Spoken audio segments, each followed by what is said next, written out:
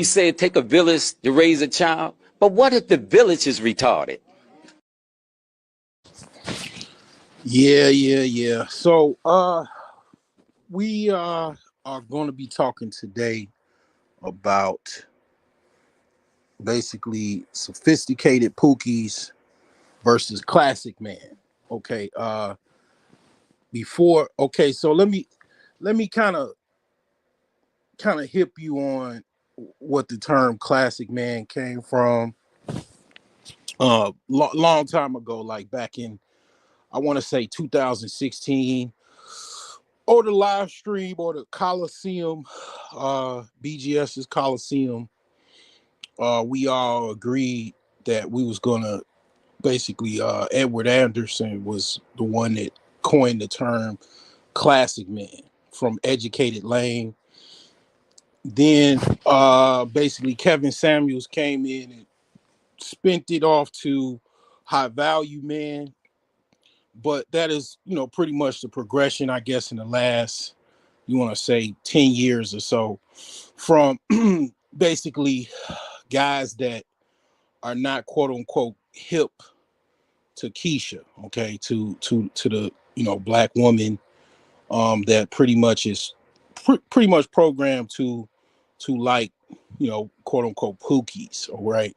Now the sophisticated Pookie is something that I pretty much I would say I it's just something that I came up with because honestly I've been called a Pookie, okay, and I ain't necessarily saying I'm a um educated lane, but I guess I could fit both of those segments because see, here's the thing, like it's a thing called being a sigma, okay. We talking about male hierarchy as a thing called being a sigma, and a sigma can kind of blend in on two ends of a candle, okay. You could blend in almost like anywhere, like very similar to a spy, right? And I definitely have that ability to do so. I do that effortlessly. I can blend in higher socioeconomic societies, and I actually live at the moment in a lower socioeconomic environment, so I can blend in with the best of them. Okay, I can blend in different areas. Okay, so the thing is when it comes down to it, basically, I am pretty much a Pookie. I can't deny that I'm a Pookie. I could not tell you I'm not a Pookie because I'll be lying to you. It'll be like me telling you I'm not a Pookie. It'll be me pretending that I'm a wolf in sheep's clothing. Because to be honest, like yeah, I talked about previous live streams, like about 3 or 4. I don't remember when. I talked about how Chicago is so embedded with gang culture and so much you just kind of I would say poverty, a mix of poverty, unemployment, crime, neighborhood blight, unemployment if I didn't already say that, lack of economic resources, so on and so forth. And that bred basically gangs well before I was even born. Okay. Well before I was even born, pretty much in the 50s and 60s. Even before that, Chicago is a gang. Chicago literally is the gangster capital of the United States. Okay. You could argue New York definitely is a tie between New York and Chicago. I would say I would have to get older people to basically figure out between the two which one is the most gangster or has the most history as far as, because you got, basically, obviously, Al Capone, right, from Chicago. You know, he pretty much actually, Al Capone had houses all over the United States, mainly in Florida, all over Illinois, and then even houses in Indiana, hideouts, right? Um, but New York has a lot of basically the Italian crime families. I mean, basically, Al Capone was, I forgot what crime family he was in, but basically, he actually came from New York to Chicago. So I guess you could say New York. Okay, I'll give it New York. Okay, but basically, you know, uh, people from New York came to Chicago because it's a hub, and it became, even before Al Capone, there was corrupt mayors, corrupt, gangsters or hoodlums that pretty much influenced and ran a lot of Chicago's underworld. Chicago has just like a lot of different places, has a known underworld. But honestly, I cannot tell you that I'm not a Pookie. I can't. I'm sick of even trying to come across, that I'm not a Pookie. I'm pretty much a Pookie. I always pretty much been a Pookie because that's my environment. Pretty much embedded me with uh, a lot of different gangs, and even though I never was in a particular gang, all of my friends pretty much that I grew up with were pretty much gang affiliated in the suburbs. My sisters, they were with gang members. I mean, the culture of gangs in Chicago, very similar to LA, Los Angeles, is damn near inescapable. As far as black society, inescapable. In Chicago, black society, I don't care if you upper class to obviously lower class, the gang culture, it's probably easier to separate now, but I'm talking back in the 80s and 90s, to separate the gang culture is almost impossible. Okay, it's easier now because you got so many technology. You could pretty much homeschool your children. uh Second, you put them even in private school, they guess what, a lot of my cousins, they went to private school.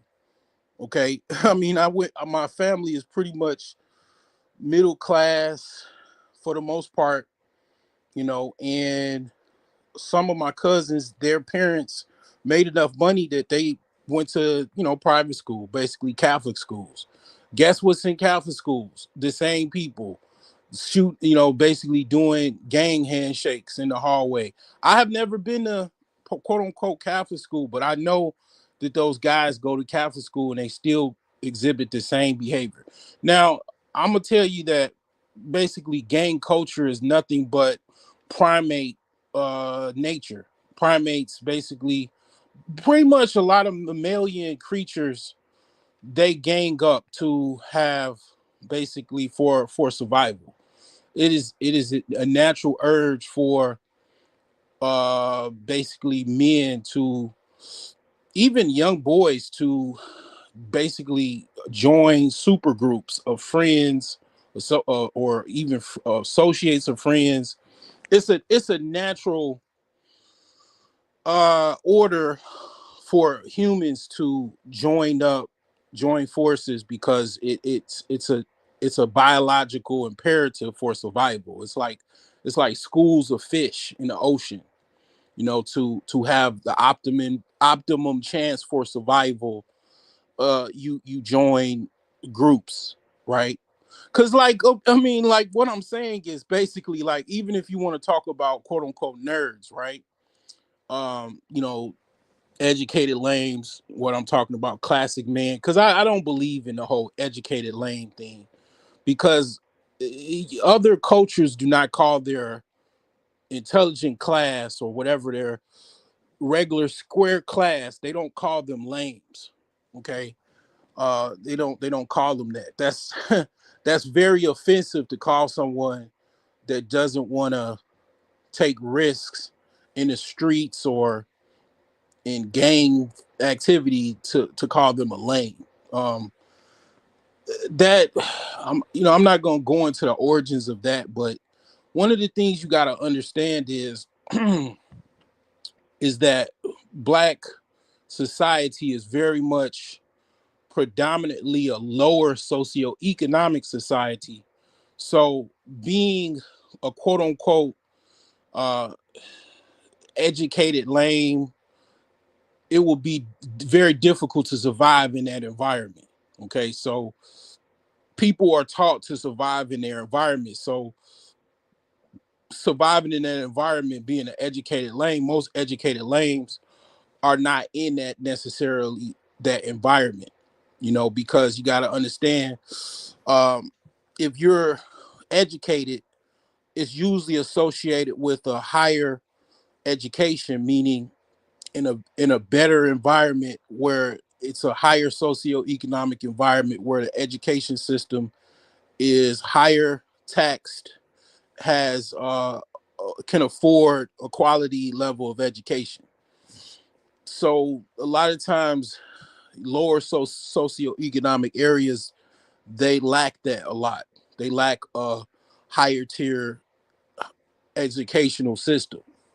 So even if they have some type of educational system, it's very difficult for those to excel in that environment because their parents usually are in a state of some type of dysfunction because they're under serious financial distress, very, very serious financial distress.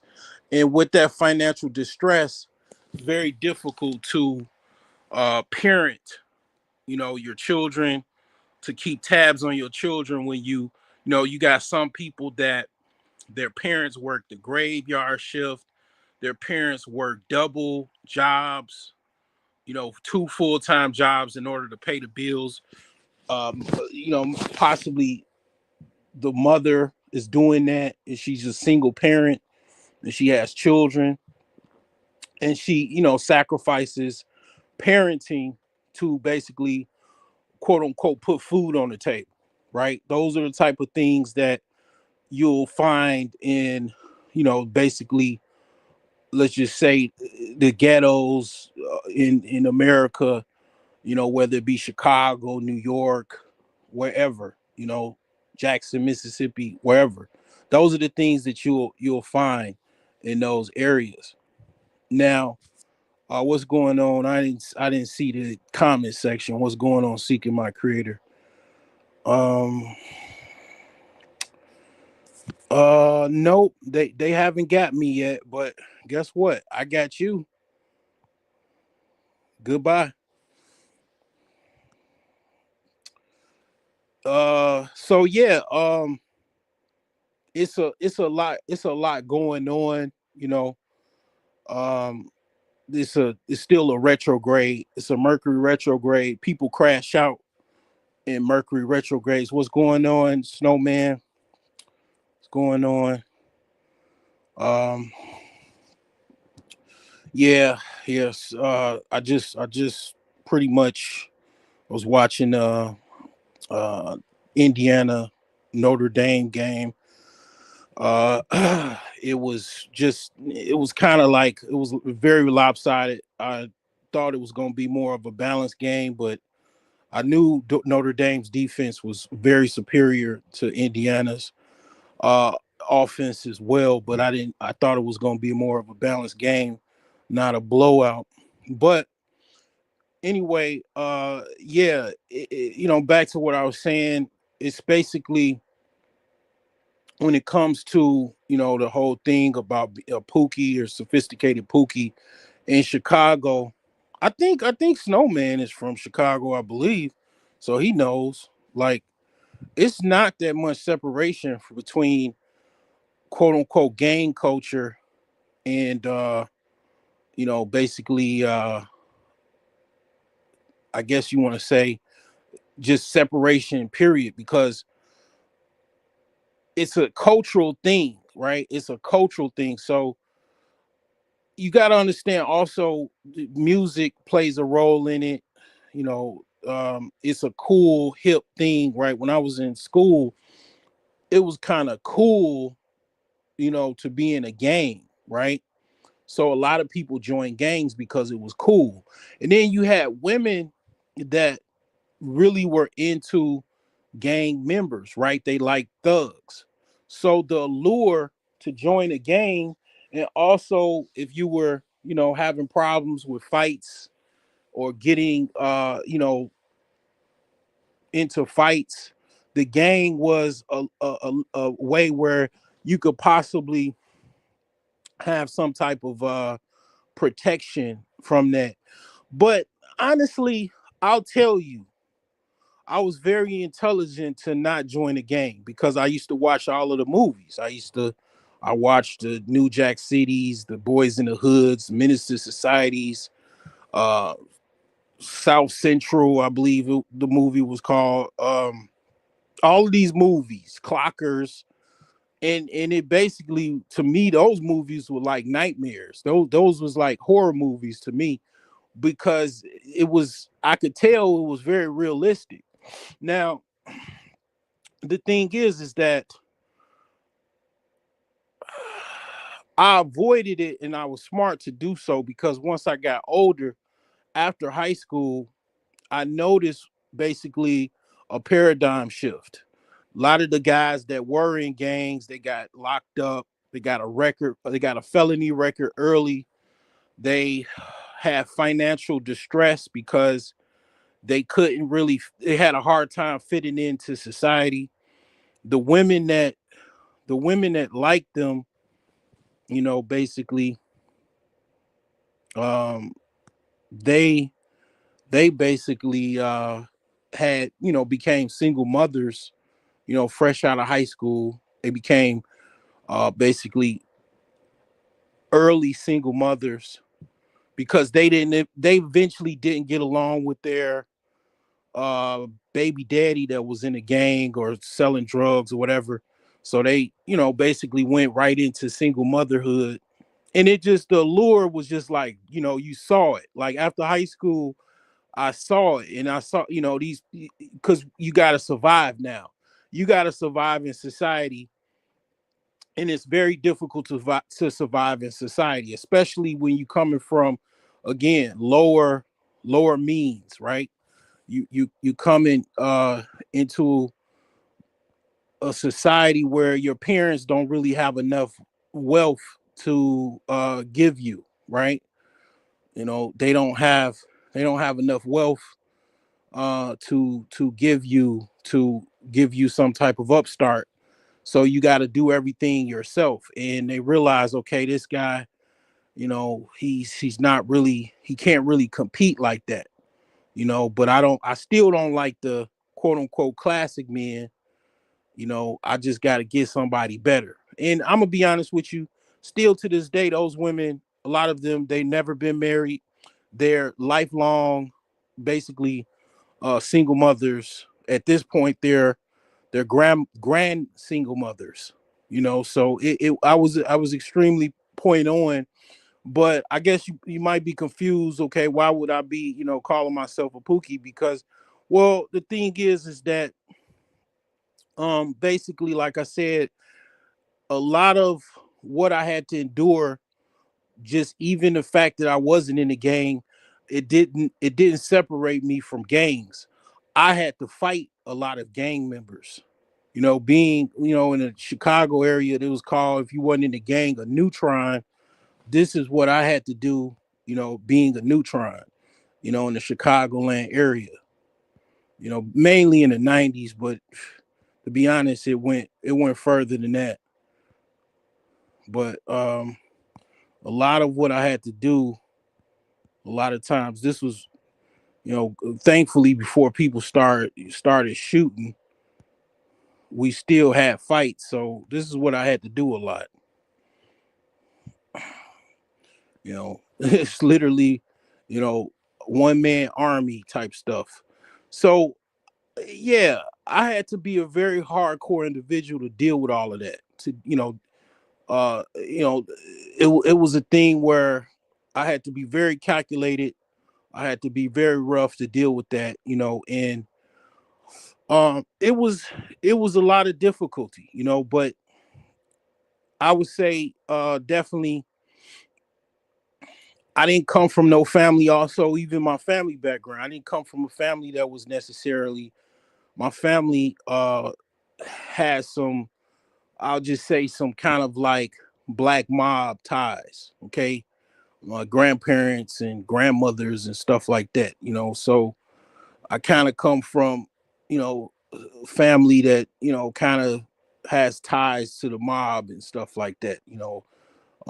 If you know anything about Bronzeville and number running and stuff like that, that's kind of the element that my grandparents and stuff kind of came from. So yeah, I'm you know to a certain extent, I would say I would call myself, if you want to put me in a category, more of a sophisticated Pookie, man. Tupac, PhD Tupac or whatever, Tupac with a PhD or Tupac with a bachelor's degree. And the thing is that also a lot of quote unquote classic men, they beef with sophisticated Pookies because see the Pookies that are not sophisticated, that's where you get the news stories, every day on the 6 o'clock, 10 o'clock news. You get those news stories of those guys, right? Because they lack education. They don't, a lot of them probably don't even know how to read. They don't know how to use proper dictation. They don't know how to do any type of math or a lot of different things. They lack education, right? They lack, they're on a lower kind of spectrum as far as you just put out, just to talk about the BGSM or octane scales. They're like 85s, right, or 87s. But where the quote unquote classic men don't like is, and they don't really talk about, because they put Pookie in an entire glass. They don't talk about the sophisticated Pookies, the guys that basically could put on a suit and go into a boardroom, but they went through some things in grammar school and high school. They might even been actually in a gang themselves, and they basically self improved and cut ties and went on to go become educated and maybe made new affiliations or whatever the case may be. And yes, they are smart, they're very intelligent, probably even on the same similar level as some guy that basically was in the books that never was in gangs whatsoever, just stayed in the house. Cause yeah, it was some guys that I knew that you just kind of like in the books and stuff. But even them, they still had to deal with the same thing. Like I grew up with a guy that was like valedictorian. He was younger than me. I think he ended up becoming a doctor, but I lost touch with him. But even him, he had got jumped by some guys that basically, I don't know if they was in a gang per se, but actually it was some guys that I knew that was in high school. I think, I'm not sure, but I want to say, you know what, I don't even remember, but I know he got jumped because they didn't like him because he had money, he worked, and he used to wear like heel figure every day. That was his thing. He used to wear Tommy Hilfiger every day and other like fashions at that time. And a lot of people, they didn't like that, because some people, they came from households where their parents couldn't give them that much clothes. They didn't have clothes like that. They might have one or two outfits that were decent. Some people had households where maybe parents didn't even have a washing machine. Like washing clothes was difficult. It was a lot of different stuff, man, that people actually have to deal with today. But they didn't. You're in high school and stuff. You got to deal with whatever your parents struggling. If your parents are struggling, that means you're struggling. So you got to deal with everything with that. You can't. You're not gonna separate yourself from your parents' struggle unless you got a job early or something like that.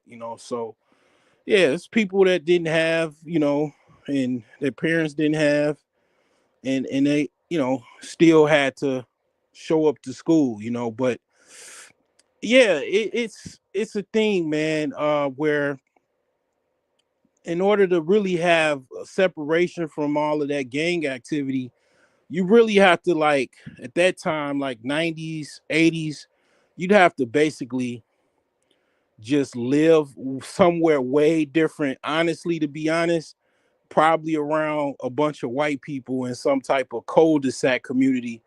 And then the only thing with that is, the problem with that is, it's actually, it might be worse because white people use psychological warfare and they use it pretty well. Like, so you try to go into their environment, they make little comments, they make noises, they do all kinds of shit to get in your head. So trying to deal with all of that shit will drive you crazy.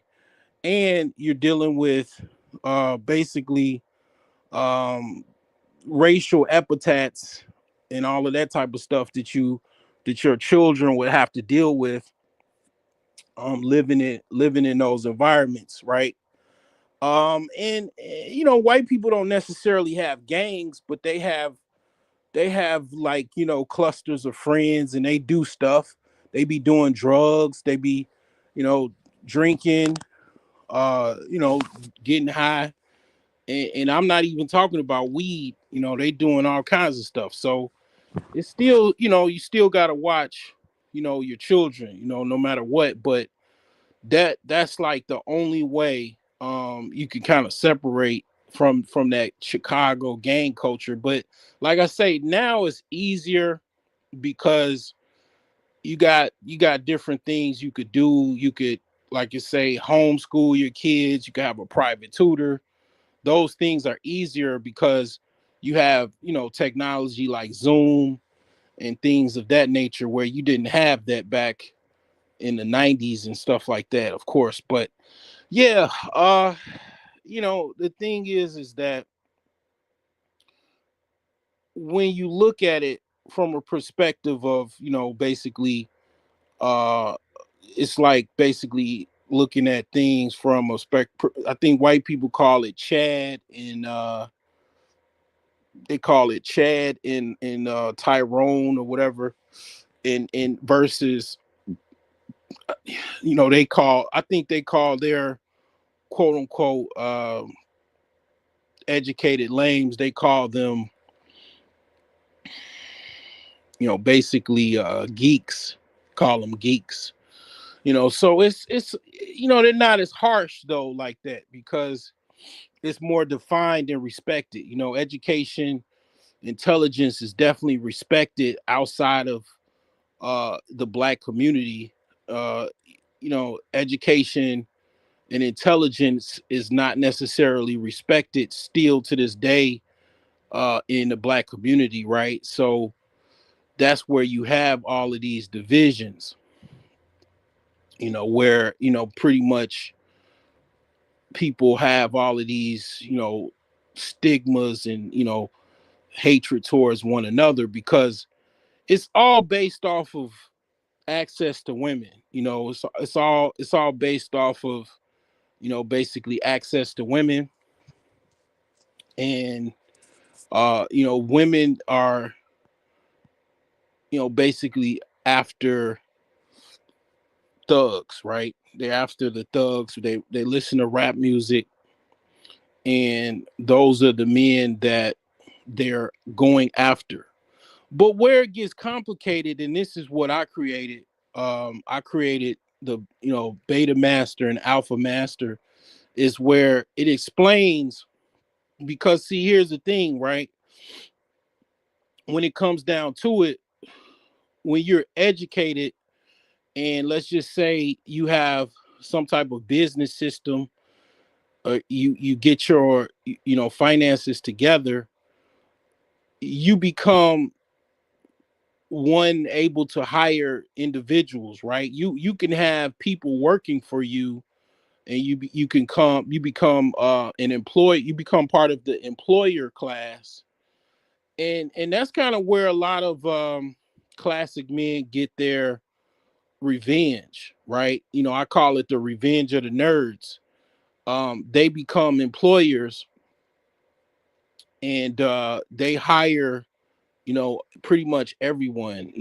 Is pretty much they hire everyone for the most part, in this group here. So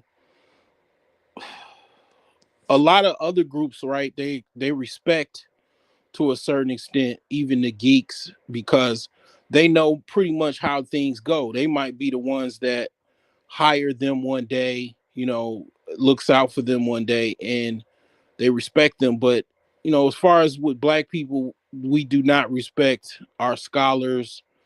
We don't respect them. We don't respect anybody that has some type of foundational knowledge or understanding. And you could see the black community the way it is, in the lower socioeconomic areas, where it's all run down and it's a bunch of blight. And you can see where that disrespect leads.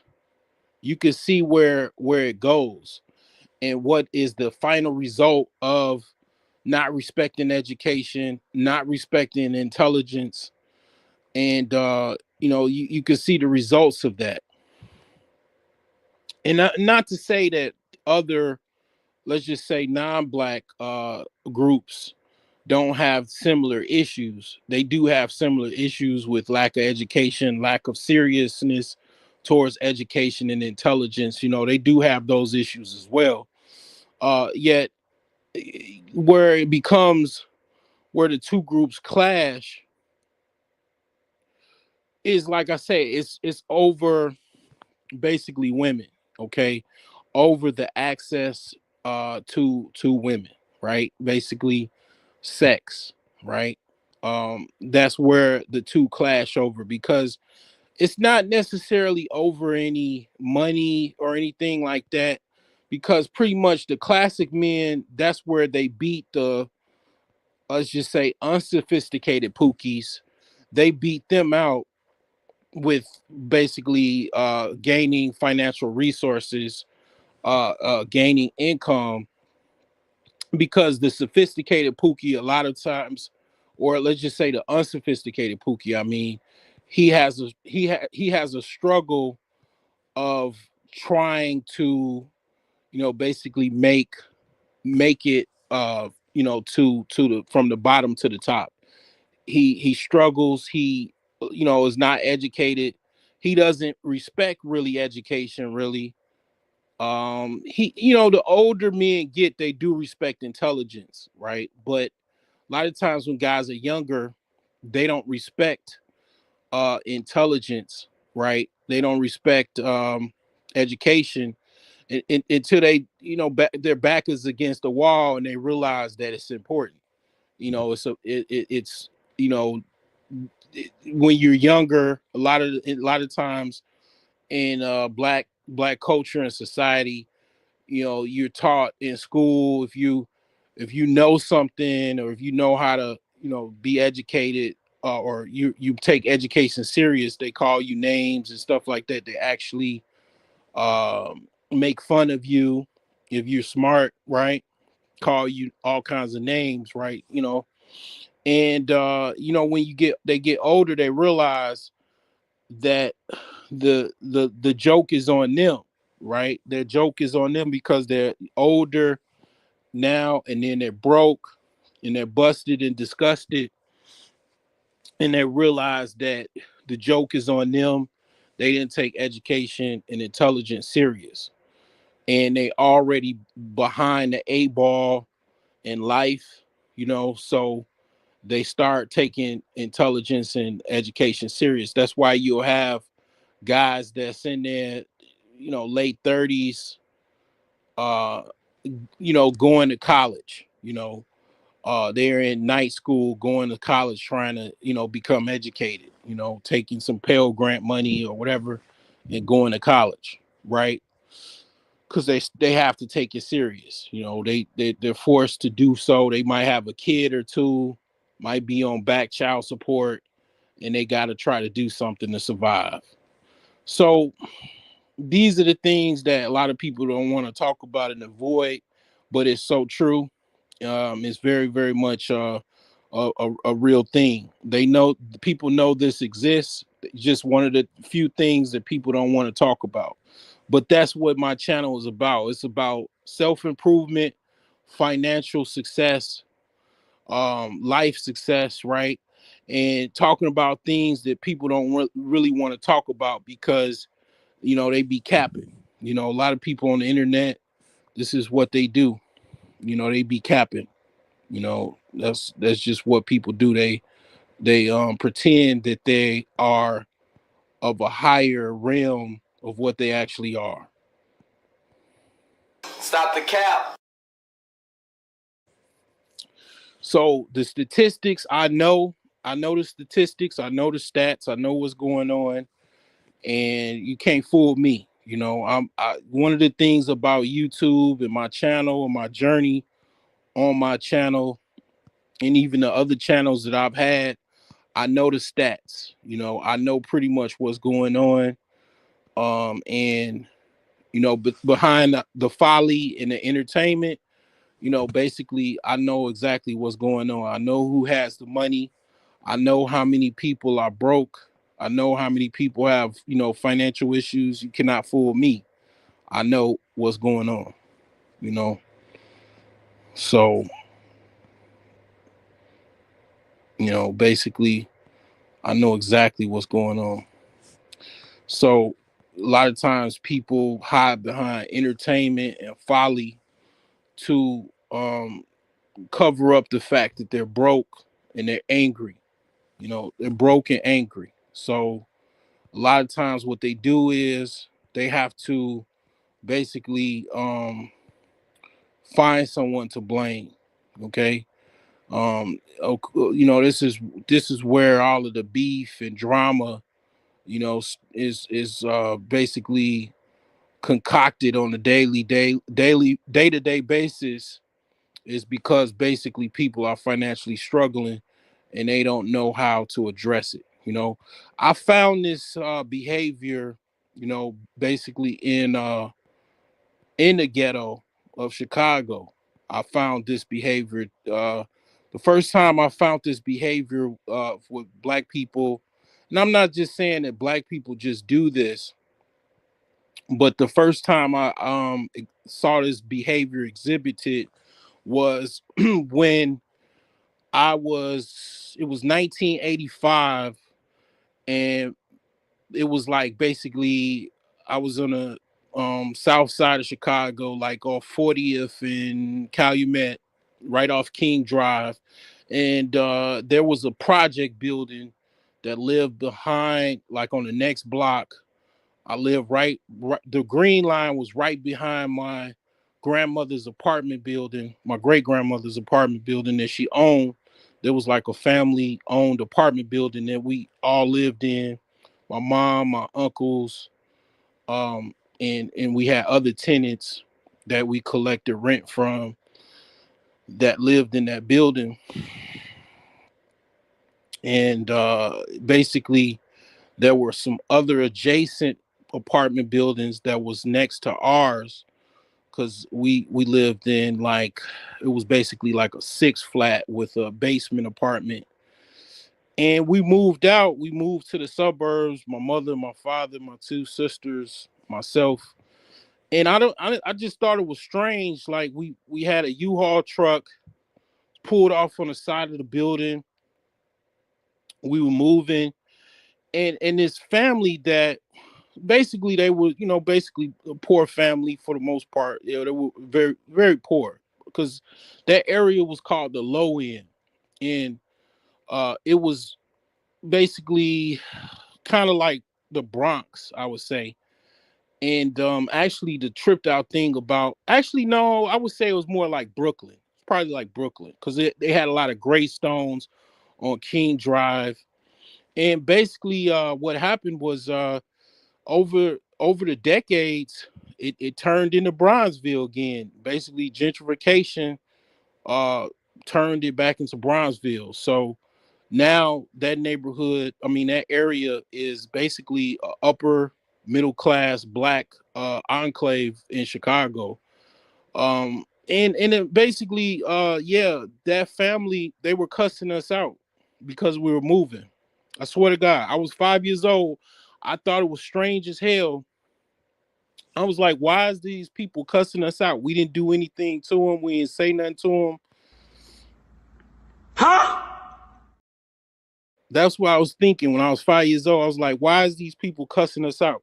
We were moving away from them and they were jealous. They were envious.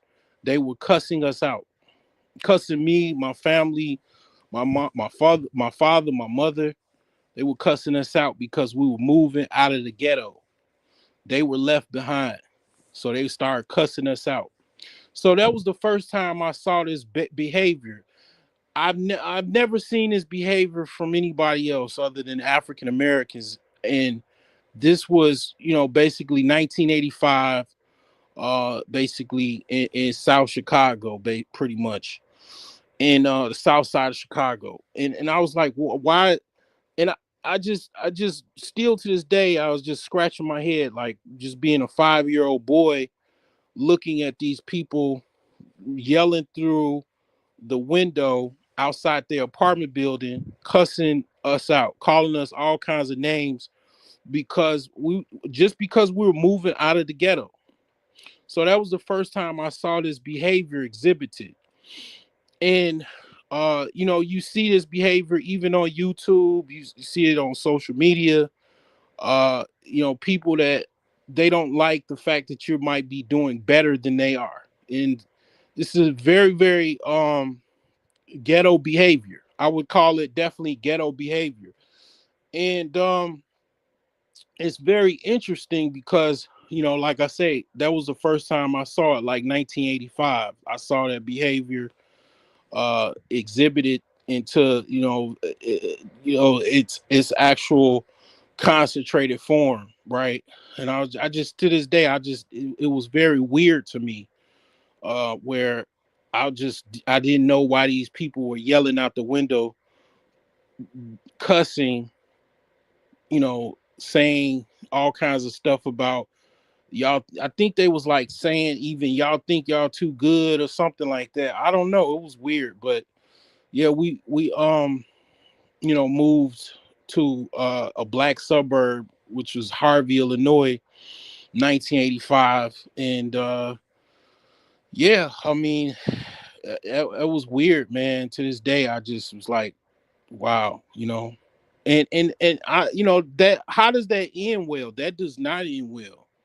I'm pretty sure that does not end well if you cussing out the window just because someone moves away and you yourself probably cannot move. So I don't know. I mean, that's classism, I guess, to a certain extent. When you try to move up a mobile, upward mobility to a higher class, those things do happen. If you self improve, let's say you are in a lower socioeconomic class and you go to junior college and you go take a carpenter apprenticeship. You get a journeyman card to work for a union. You work as a union apprentice carpenter. You getting like $25 an hour with unlimited overtime.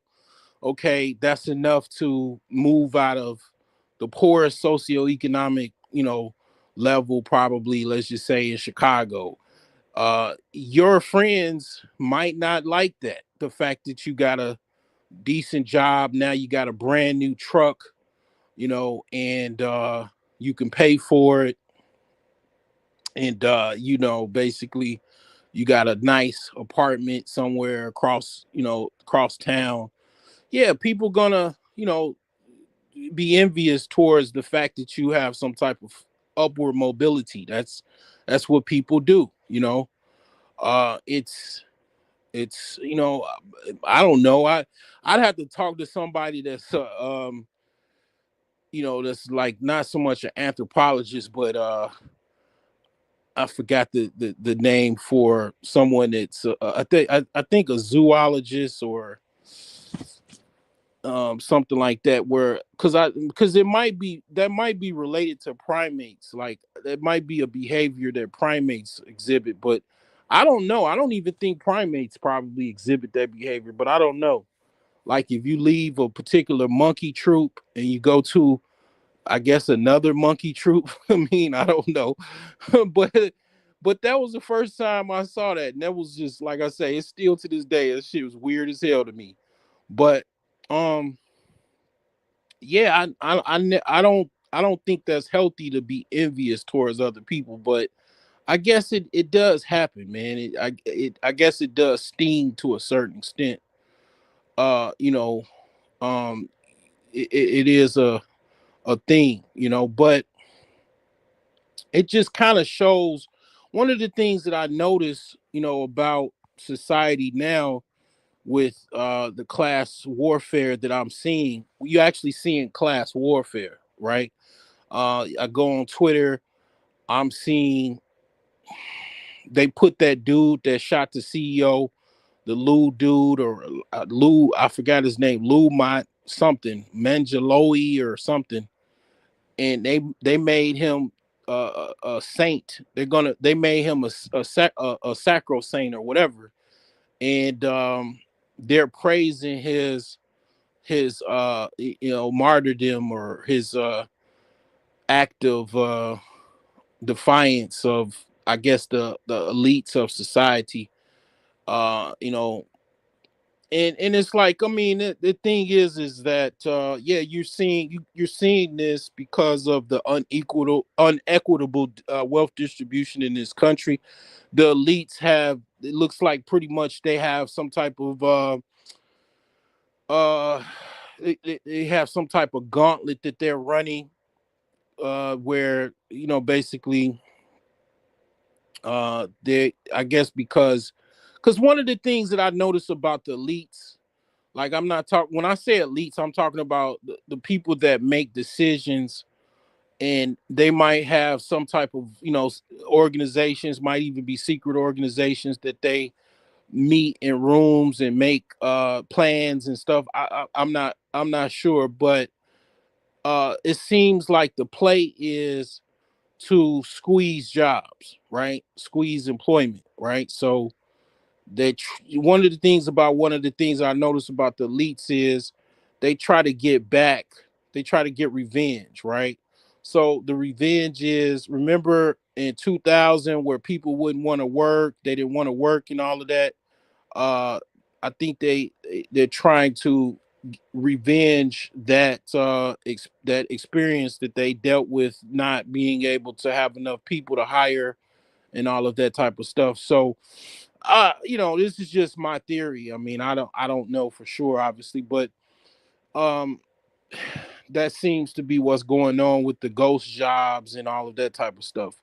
But what I'm seeing is, again, class warfare. I'm seeing people spray paint on those cyber trucks. Fuck Elon. Certain things like that, man, is definitely signs of class warfare. So, basically, again, with the whole classic man versus sophisticated Pookies, the reason why I didn't put just Pookie, because basically the sophisticated Pookie does give the classic man a run for his money, because he can be in the same room. He has the edge, or quote unquote, the, you know, still sophisticated enough to know how to speak, know how to qualify for the same job, He's basically able to get in the boardroom, and he also is not so much of, let's just say, a square, to where he does have some type of edge, and he knows how to basically feel both ends of the candle. He's smart enough to basically get in the room. He's qualified enough to get in the room, and he still has that thug appeal, you could say, that a lot of black women do want and desire. Whereas the quote unquote classic man, educated lame, doesn't have that. Okay. Now, the thing is that it's not necessarily that much difference, with, because a lot of times people make a big deal out of this whole thing where, they say, like, it's black men are at war with Pookies and nerds and lame, educated lames, or whatever. In society, both men, basically work with each other, right? Blue collar men work with white collar men all the time.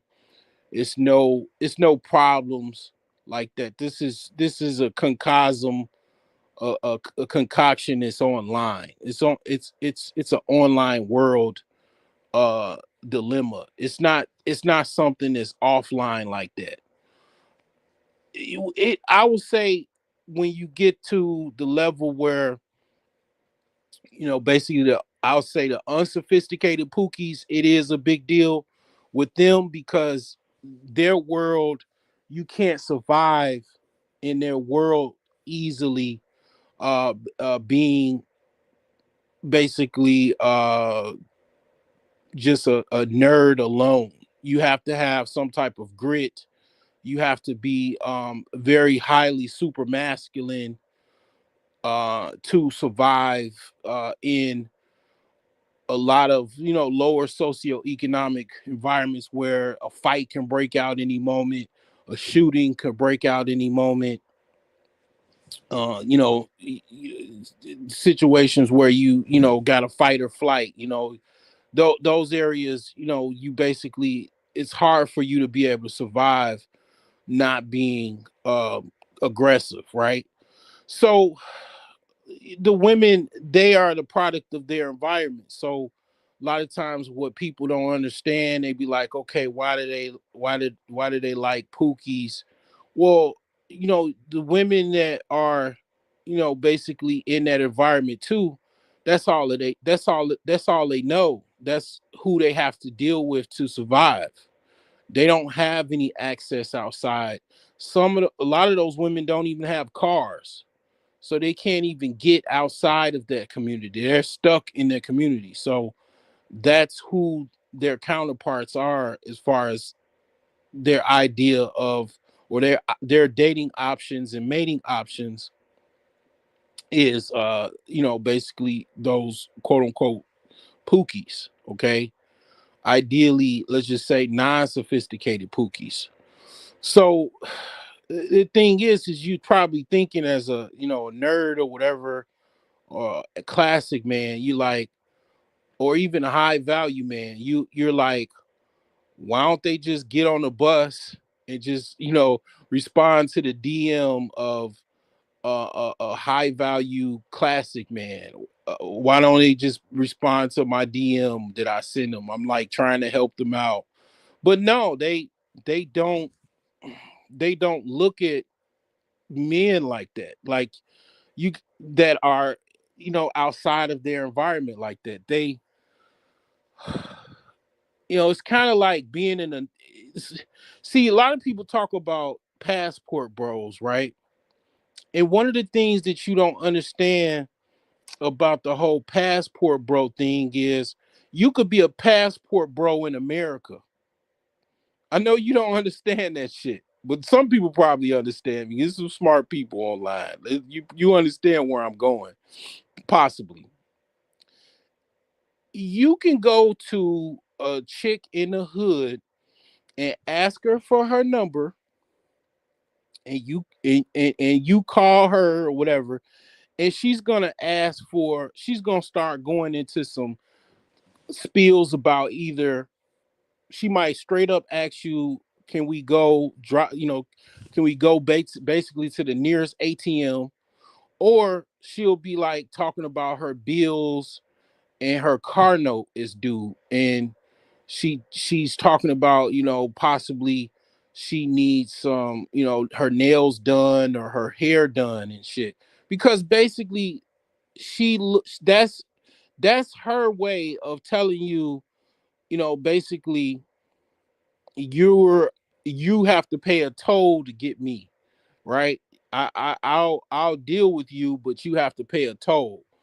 So it's like, yeah, that's the thing that they'll do to someone that's in more of a higher tier socioeconomic level than what they normally date or deal with. And it's like almost like that's what you deal with a lot of times going overseas, because the women know you're from another country and they know you got money.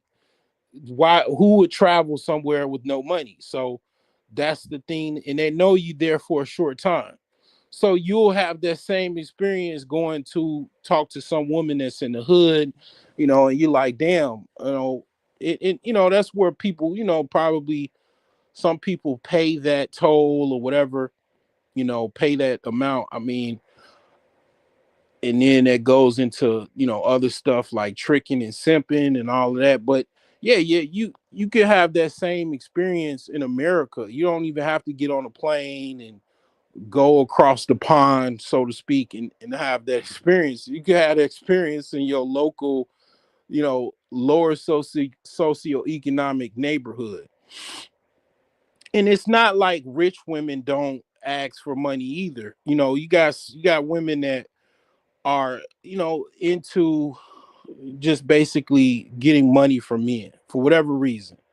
But yeah, it's a lot, uh involved with that. But even some women, they don't even deal with men that, basically are not quote unquote hood or street or whatever, because like I say, that's what they're used to. That's their environment. The people that are from their environment, that's all they know. That's what they're attracted to. That is, pretty much who they deal with. That, and you like, damn, this person is dumb, and you might think so. Like, yeah, this person, she might be dumb because she doesn't know any better. She doesn't know any better because that's all she knows. She knows people around her. That's what she's comfortable with. That's what she grew up with. Yearning. She yearns men for men like the women. I mean, basically the men that grew up in her environment. She doesn't yearn for anybody else. Maybe some celebrities with some edge that she likes. Maybe some rich guys that are very similar to the guys that she grew up with around, that may be rappers or, singers or something like that. But that's it. Like, that's what she knows. That's what she yearns for. Like, and it's like, what one of the things that I think a lot of quote unquote classic men don't understand. The older dudes understand now, but they probably when they was younger, they didn't understand, well, why these chicks don't like me.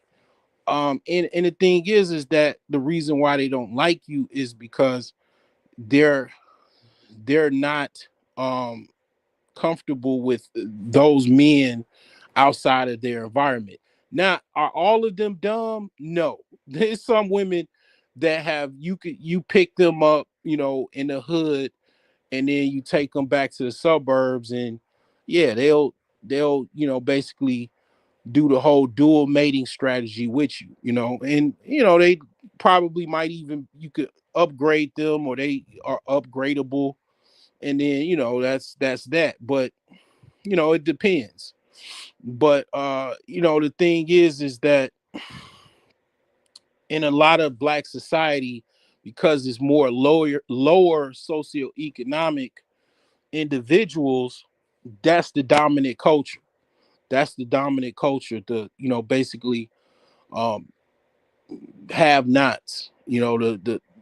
Poor people trying to struggle, trying to make ends meet, trying to come up. You know, and that's a lot of who they choose. Those are the men from those environments. It's not that many black upper class. I still got to do part three, social issues versus financial issues. But I haven't even got to the statistics on lower class, middle class, and upper class. I did a sneak preview of upper class in another video, but yeah, it's not that many black upper class. To be exact, it's about 7%. Okay, so it's not that many. So the thing is it's a lot of stuff involved. I've went over that 1,000 times as far as why that is. I'm not gonna rehash that, but all you need to know is that it's very few far in between as far as how many people are in the upper class in Black America versus in the lower class. And I mean, I admit shame is not going to necessarily change them to quote unquote like you from an upper class or whatever, because shame is not going to necessarily uh change how somebody grew up and who they grew up around. It just that's just not how that's going to work. It's not like you're going to shame a woman to just be programmed to go walk inside a library and stay there, and then just like other men that like to go to libraries and read books. That's just not gonna work. I do agree with that to a certain extent. What's going on, brother? That's not gonna work either. But at the same time, not saying the obvious of what's going on in society is also kind of stupid either. To ignore, you know, the folly and the degradation of society is also foolish. To just ignore that it's actually raining is dumb. To just be like, okay, it's raining and just get drenched and not at least try to pull out an umbrella is also ridiculous as well. Actually, I think it's quite I mean, I don't know, like it's very, I guess, entertaining to see dysfunction. You put up a dysfunctional video and it gets a million views, and then next thing you know, your channel is monetized. So it's like dysfunctions actually kind of sells.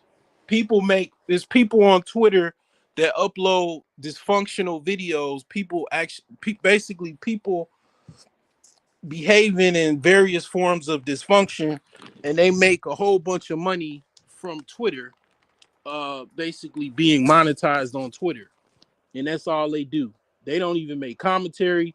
They just upload basically dysfunction, various forms of dysfunction in video format, and then they just let it roll. They don't even comment a lot of times. They just let the chat do all the work. You know what I'm saying? So it's an element to that, where I guess dysfunction sells. I mean, I don't know. But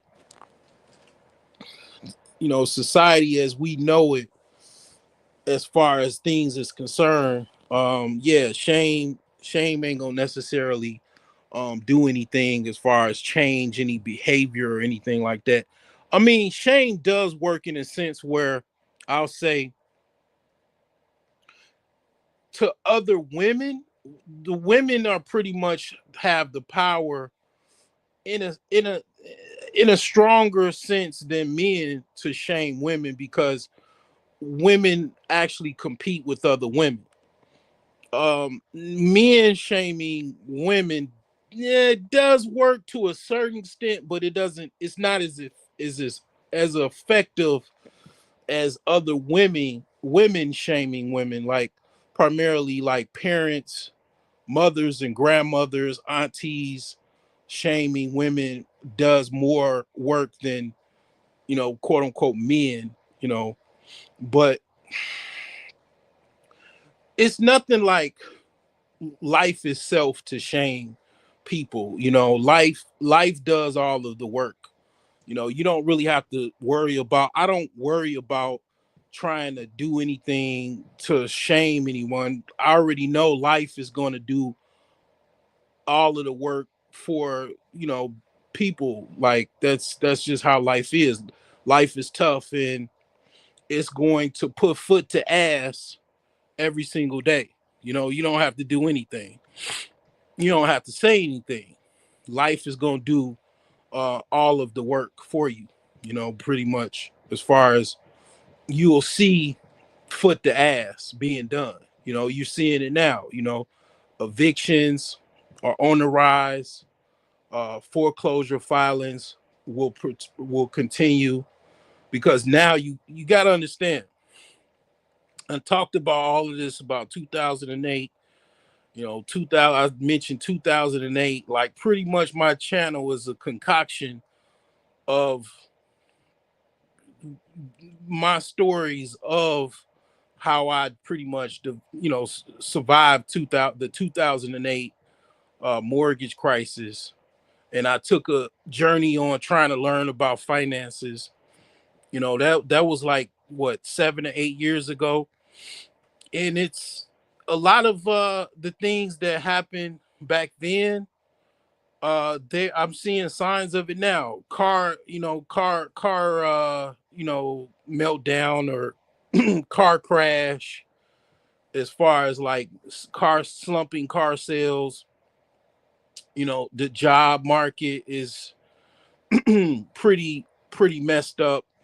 More, you got companies doing a lot of ghost jobs, or posting a lot of ghost jobs.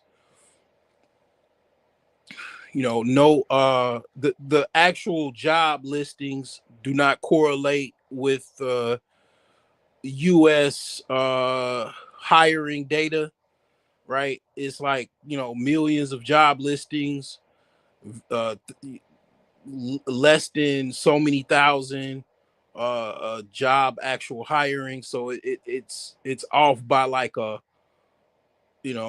mile, as far as like the actual data comparison. So, the thing is that a lot of things are, it's almost like it's trying to replay 2008. And 2008 put a lot of foot to ass.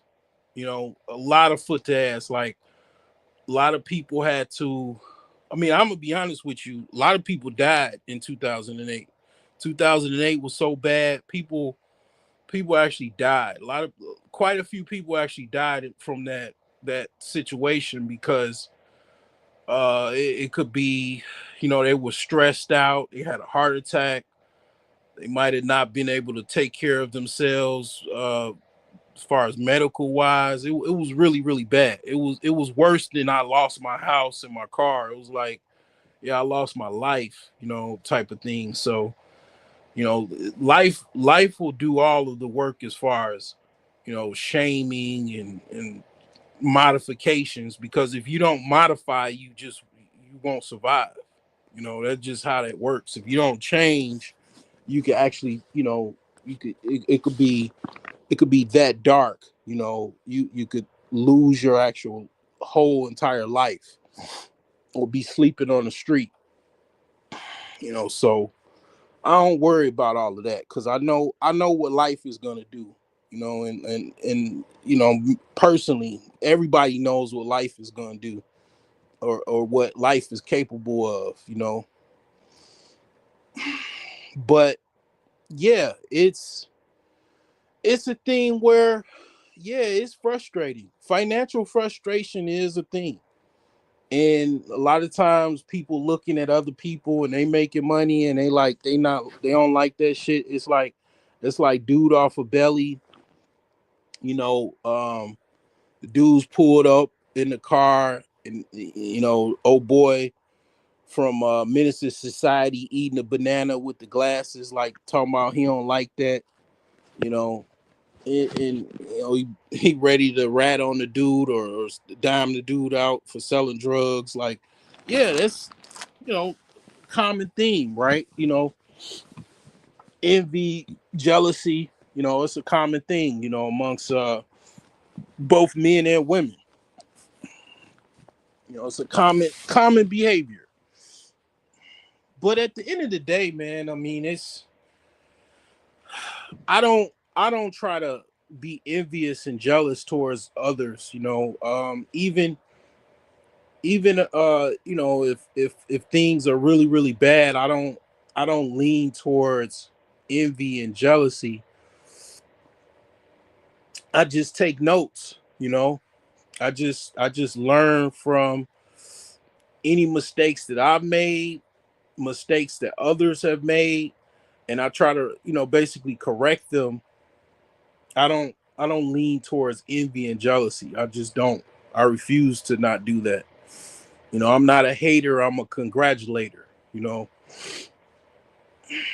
So those are the things that I try to do. I mean, I'm not necessarily, you know, saying that I'm perfect in that regard, but yeah, I don't like to hate on other people like that because you know it's like at the end of the day, one of the reasons I don't do that because I know I could do better.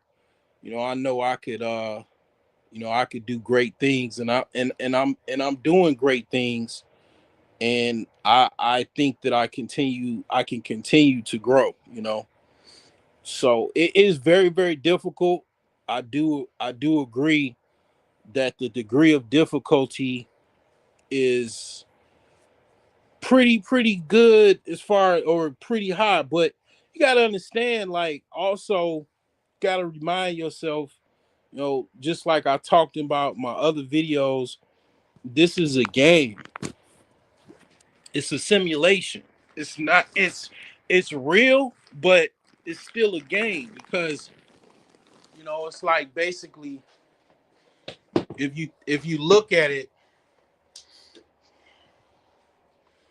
it's like a I'm not gonna say it's a Ponzi scheme, but it's definitely a game because it's like it could be something very simple that you're not doing. It could be even just the way you're thinking. It could be like your mindset and some changes to that mindset or just trying to deprogram your mind to be unbrainwashed, you know, can literally change your entire life.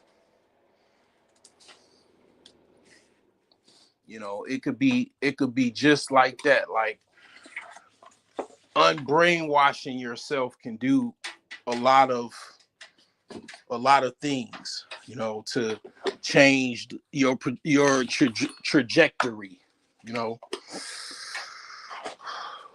And I know, I mean, it's it's difficult, man. You know, it's very very difficult, you know, in the sense of if you don't have a lot of resources, you come from a family where you don't really have like rich people in your family like that. You don't have anybody to give you any uh, inheritance. You know, it's difficult, man. It's difficult. It's you know, I mean, some people are a little bit too serious and stoic about situations. In Indiana, man, he's some serious stoics in this motherfucker, man. Man, you try to crack a joke in Indiana, they'll look at you like, what is he talking about? They won't even laugh, you know. But you gotta laugh, man. You got to laugh at the shit because it's goofy. A lot of the shit is goofy to me. It's, you know, I know I'm kind of off topic a little bit, but Yeah, this shit is goofy.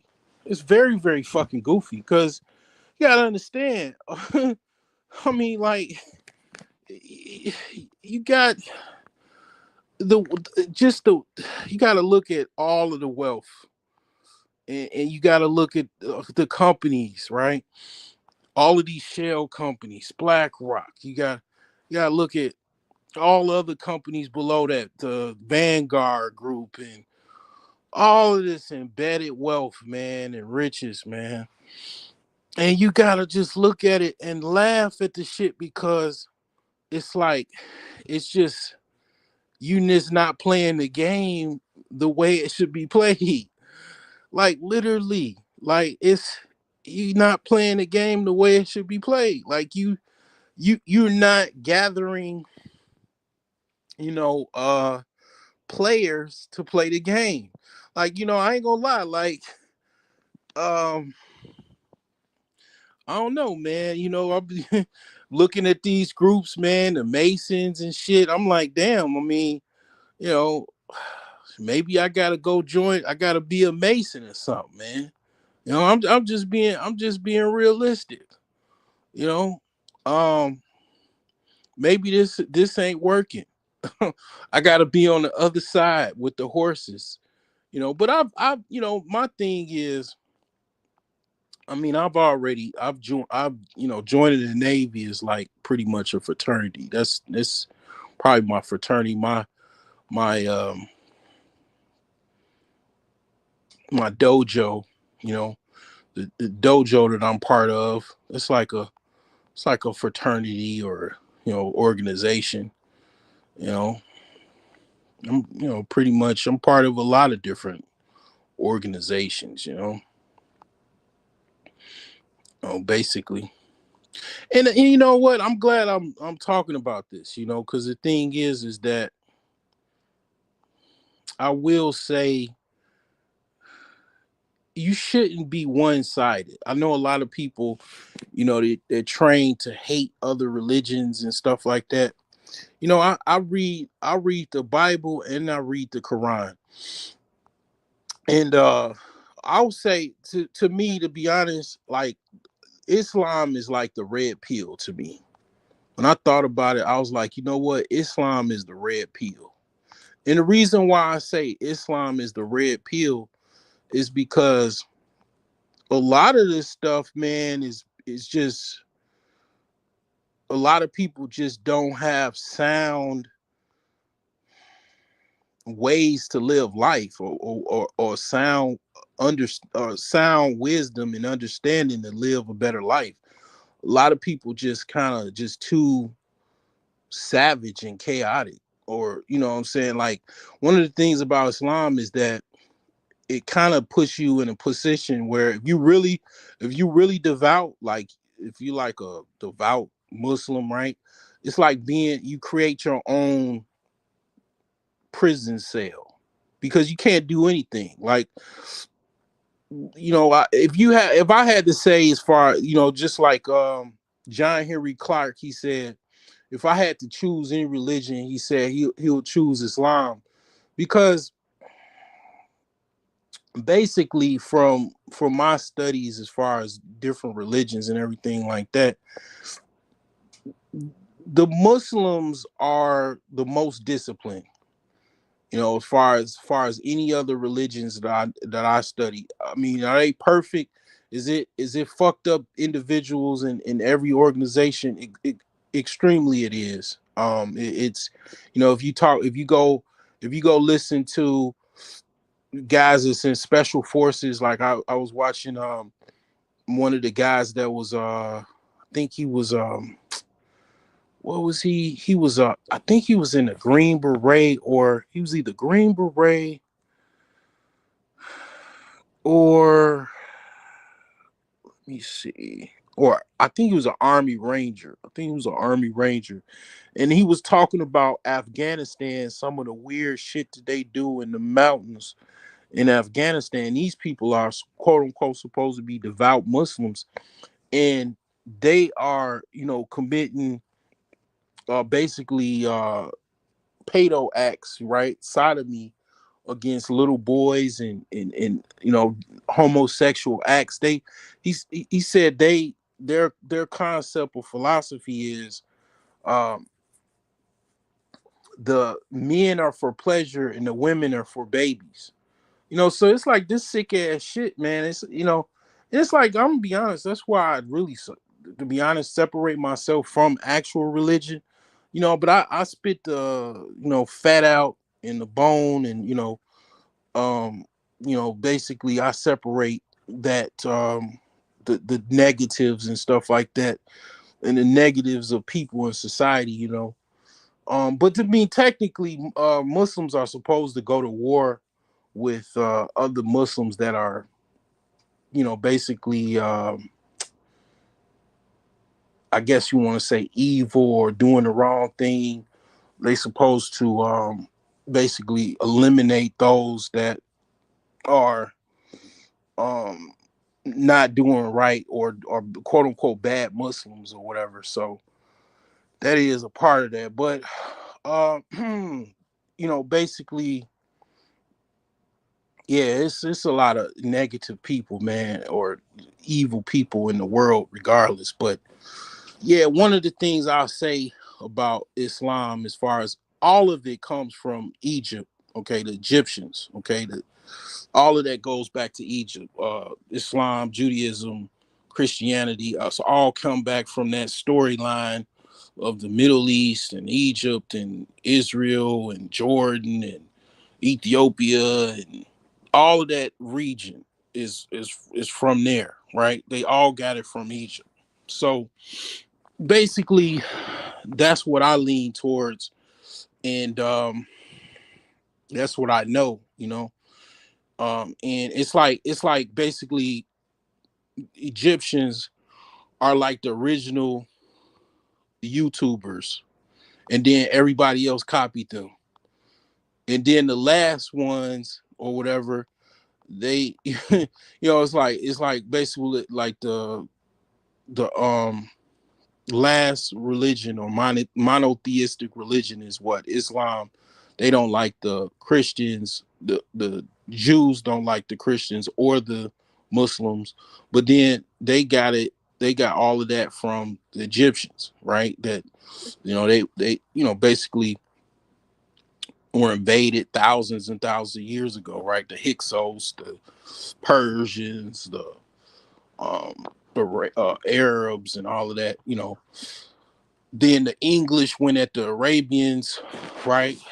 And then they still, pretty much. That's why that region is so much conflict, right? And then you got the Arabs, they talking about the Egyptians and all that goofy shit. And it's like, yeah, it's conquest, man. It's conquest, it's war, and the victors try to rewrite history. That's how that goes. But the thing is that that's where it all comes from. And basically, if you look at old pictures, as far as even relics, you see how basically how they pray and all of that. Even the actual kufi that um Imhotep has, where everybody wears that same kufi. And I talked about why everybody says amen and who's amen. And it's like, yeah, you start researching all of this stuff and you realize, okay, everybody is plagiarizing off of these particular people that are called ancient Egyptians. And you're like, okay, well, I'll just go straight to I'll go straight to the raw, right? Uncut, right? So yeah, man. The thing is that when it comes to, I'll just say Islam, it goes back to Egypt. Those were the first Muslims. And the thing about it is definitely power. It is power in prayer. It's power in basically um having certain actual philosophies and understandings and stuff like that. And it's like, yeah, I mean, the thing is that You look at other people, man, they don't believe in nothing, and then you see what they do and you see what they talking about, and their life is full of void, and it's like, yeah, you see, that's why I will say, like, as far as understanding Islam, and even, being able to, spit out the meat and the bone, or spit out the bone and the fat. I basically, it's a lot of power, in that book, and then the Quran, and then also even the Bible. And it's like, man, it just makes you a wise person, makes you highly intelligent, highly wise. And then you just basically, you see other people just crash out, because they just they don't have the basics down. They don't have any knowledge and understanding.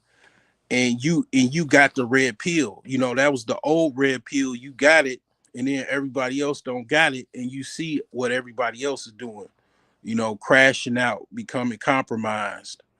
You know, to the point where it's unrecoverable. They wearing pink hair, they didn't chop their dick off. You know, compromised. And you, like, you're trying to fit in. You're just trying to, deal with all of these society problems. And you see all these people crashing out and compromising themselves, and you understand, basically, basically higher knowledge. I self law am master. You understand that, and you move a different way, man. You know what I'm saying? That's why I be like laughing and shit, talking about, people come on YouTube, and they want to make money, and I get it. You gotta understand, like, it's people all over this country, man. It's like, these different states are like different countries, and some of them got money, some of them don't, and people still got to make it. People still got to survive. Most people, especially in the black community, they coming from a situation where their parents didn't really have that much, so that means they got to make some money. And then what happens, right? The new guys come on the scene, and then they got to talk about the guys that came before them. They they gotta sneak watch people and take notes, so they can so they can take it back to their live stream, so they can try to make some money, man, and feed their family. I get it, but at the end of the day, man, it's a better way to do things. And the thing about it is, the whole red pill stuff, it's not just about women. It never was. That's just one aspect of higher knowledge, becoming awakened, right?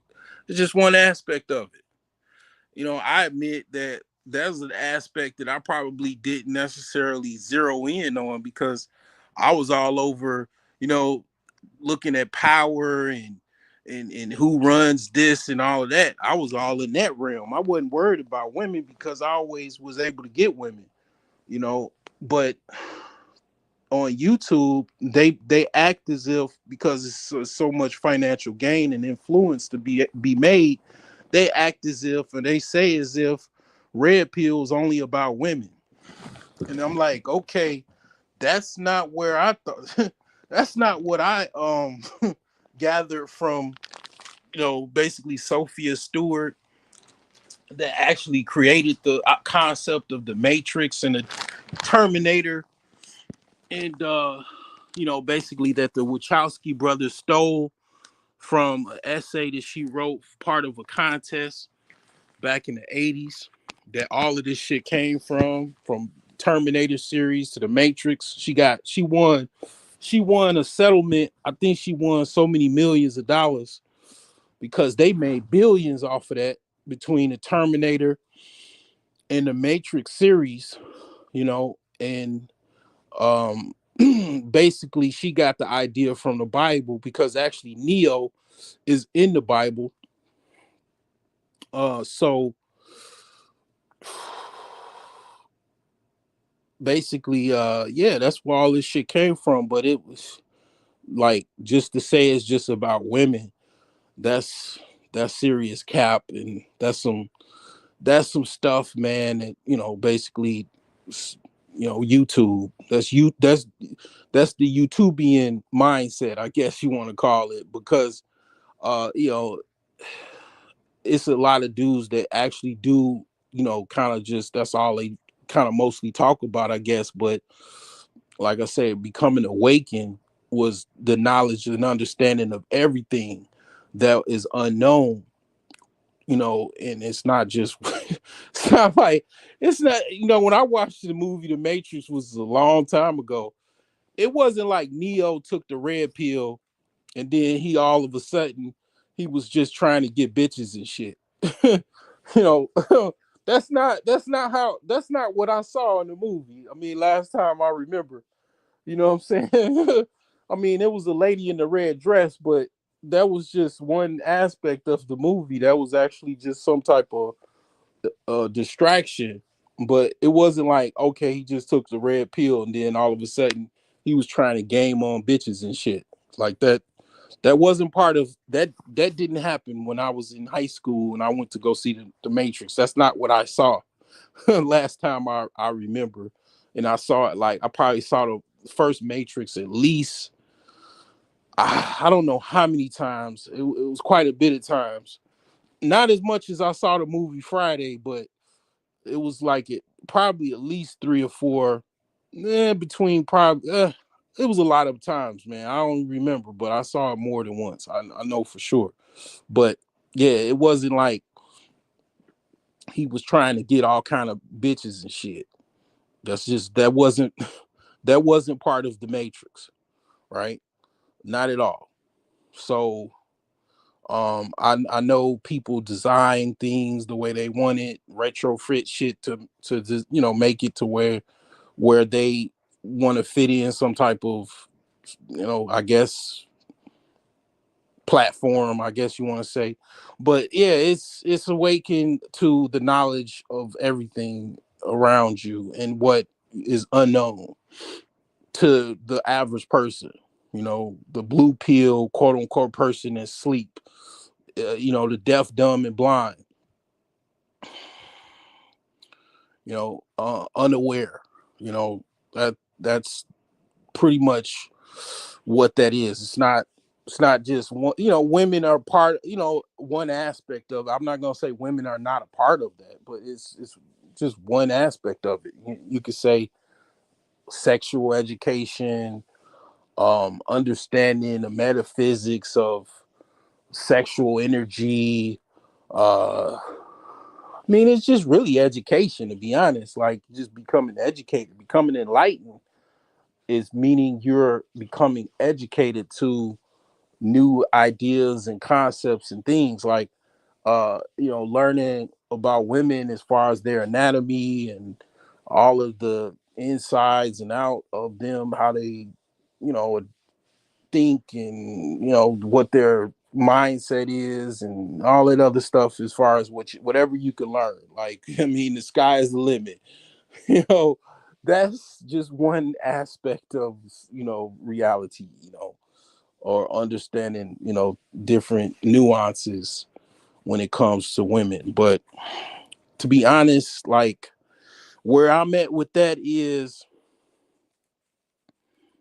I mean, that's G4, that's G17 classified, where that is. I'll just say basically,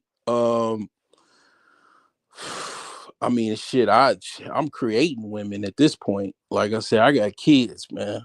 I mean, I got daughters, you know what I'm saying? I didn't create it. You know what I'm saying, new women. That's where I'm at. But um, I'm not saying that you gotta be like me or whatever and all that. But the thing is that I'm way beyond where I was 10 years ago. I definitely have more. I have more understanding about women than I did 10 years ago. Yes, I definitely do. Um, I didn't necessarily get it from a book. I got it through life experiences, and actually kind of just, learning about relationships per se, and different uh ideas when it comes to how women look at certain things and how men look at certain things, because women do get gamed up by other women, how to basically manipulate men, how to get what they want out of men. And a lot of times what happens is, if you don't understand that, you the chances of you being manipulated, if you don't have the understanding of what women are capable of, you'll be a victim of their manipulation, most likely. Because if you don't understand, then you'll be basically like, your guards will be down, because you won't understand what's coming, like what's gonna hit you. Because women are very, like that video I just put up, the short, where the chick like literally said, she said she liked chaos. She would make like her boyfriend, she would get in his passcode and put messages on his snap to make it seem like he was talking to other women, and then wake him up to create an argument with him, basically that was self-created by her. Like, I mean, yeah, like, if you don't understand about women, you'll literally fall victim to that. Because like where I'm at now, if some shit like that happened, if it happened one day, like that very moment, it'll be like literally the whole relationship will literally be over just that day. And of course, women know how to manipulate men. They'll cry and, oh, I'm sorry, I didn't mean to do that, and then cry to death and say I didn't mean that to death, just so they can get back to being like a gremlin and do it again, like, gotcha, bitch. So I just little shit like that. I know what to do. I cut that shit off early and I fucking get over with it. And I really, to be honest, like it's certain signs and shit that you see, and just how women look, how they fucking talk. I'd say this, if you just want the pussy, and you like a fucking heat sinking missile, and you just want the pussy so bad, like literally, that's how you get got. Cause you're gonna avoid all of the you're gonna basically ignore all of the red flags, all of the little subprime little red flags, you're gonna ignore them because you want the pussy so bad.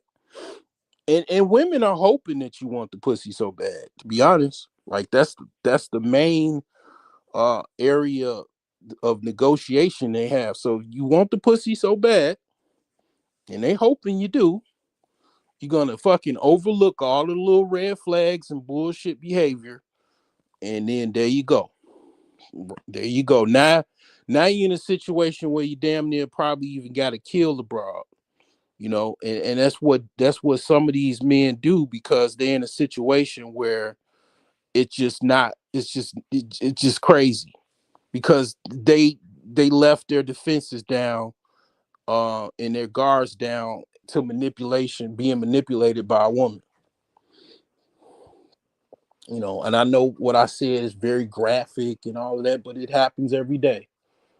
People have, the whole quote unquote uh murder suicides and all of that type of stuff, because the dude got involved with a chick that was manipulating him, and she went to some situation where she went to the courts or the state and gave him some type of financial distress, and he just said fuck it, and we went, got a gun or whatever, and then there you go, because he didn't want to actually have to deal with the consequences of him being manipulated and ignoring all of the actual realities that is involved with dealing with the woman that manipulates you and manipulates other men. And it's like, yeah, that's the extreme of how that goes down when you do that shit. When you be on some simp shit and you try to, basically, you want the pussy so bad, and that's what happens. It happens every fucking day. And it's like, yeah, I mean, you can't reach, I can't reach no dude, just the same way you can't shame no woman. You cannot reach no motherfucking dude. Like, it's like my cat, right? He gets so horny. Now he want to go outside and shit. Motherfucker start bugging me to death. He want to go outside, you know, and I gotta fucking damn near, I gotta, shit, motherfucker drive me crazy. I gotta let his ass outside. But the consequences is a little different. Yeah, be some more kittens in the neighborhood and shit. It's not really good. You're not supposed to let no damn cat outside. That's the whole reason why cats are in America. Europeans brought them over. Then rats came off the ships. You got rats and mice and shit. And then you got cats, and then more cats, and it's all, it's like, you're not supposed. They're invasive species. You're not supposed to let no fucking cats outside. But now they, like, pretty much outside and shit. But you know what? You're not like, that's where animal control comes in. Like, the animal control is supposed to trap the cats, put them in a shelter, spade and neuter them. You know what I'm saying? And you know that type of thing, because cats, vicious hunters, they kill everything. Anything that's smaller than them, they kill it. Birds, chipmunks, squirrels. Shit. Gary, Indiana, man, is a crazy ecology. It's like, it's hardly no rabbits. If you don't see no rabbits, that's not a good sign. You don't see no rabbits and squirrels, that's a bad sign, buddy. That means the cats is fucking over predating the fucking squirrels to the point where you don't see none. And then there's the rabbits. Rabbits supposed to be plentiful. That's a sign of a good North American ecology. If you see rabbits and squirrels, like, these are the little signs. Like, these are like the little tidbits of wisdom, right? Like, if one sign of a failed neighborhood or city is, they don't have the public works and shit, the like shit that makes up a city is failed. The public works failed. Animal control fails. And then, they ain't, you know taking care of the, stray dogs or stray cats and stuff. So it's like, basically, yeah, it's so fucked up, man. Cats and shit hunting down all of the squirrels. They done ate all of the rabbits. that's a that's a sign right there. Like, you go see, if you need all, like, if you gonna get more signs than that. Immediately when you go at Gary, it's kind of weird, man. Gary has some, like, nice upper class communities that were, like, you could tell they were, like, upper class.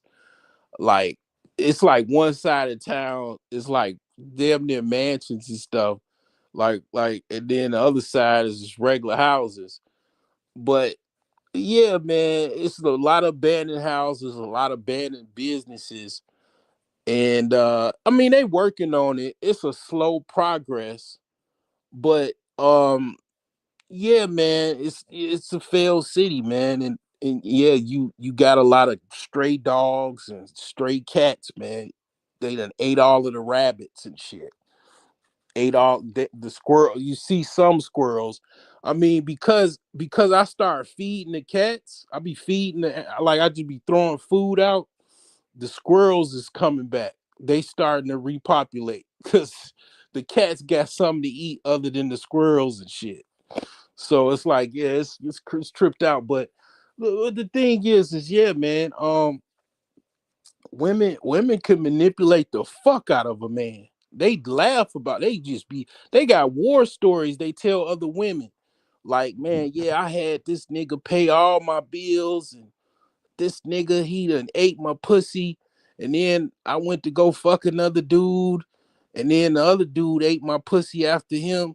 Like, yeah, they be talking shit, man, just like dudes be talking shit. Like, have little locker room talk, man. They be having the same type of shit, man. Like, yeah, man, I had. And then some women be vicious than the motherfucker, man. You got women as killers and shit, man. It's like they set niggas up, and they had niggas get, so they set up motherfuckers for other dudes and shit, man. These motherfuckers is on some chess shit, man. Motherfucking queen, boy, assassins.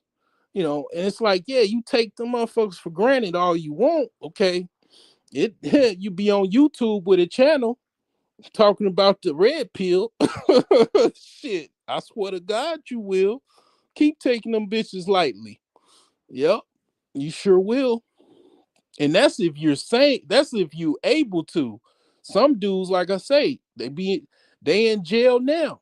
They done shot a chick. They done shot they baby mama or ex-wife. And then shot her, might even shot their kids. And they in jail right now. They waiting on child. It's like what? No, they waiting on breakfast.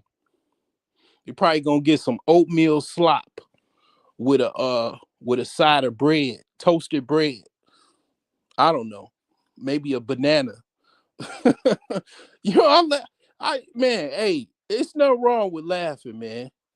You know, because it's like you should, because if you be serious about it, you know, to a certain extent, man. Okay, yeah, you could be stoic about it. Yeah, I could be like, fuck it, But no, man, you should laugh because see, like when I read Proverbs or whatever, it says like for people that mock your wisdom, you should laugh at them. Yeah, if they mock wisdom itself, a lot of people that mock wisdom, because you got some dudes actually they grew up with an example. They grew up with their dad. Their dad talked to them, gave them understanding, told them not to talk to the chick or leave the chick alone, and they still dealt with her. And then yeah, they sitting in prison. You know, they waiting for breakfast. Yeah, because they done off they chick, off their woman, and might even off their kids. Yep. And they just didn't have the courage to off themselves, or maybe they was going to do it, and the police, stepped in or something. Who knows, right? And they in jail right now. They in prison.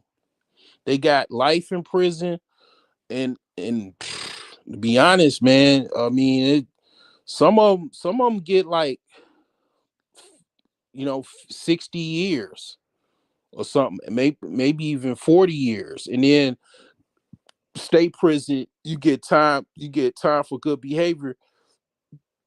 I mean, I don't know. Like, I don't really know how the sentencing is, but because if you off the kid too, yeah, I don't know. They don't like that. They gonna probably give you life, but yeah, you off your wife in America, mm, girlfriend, depending on what she did to you.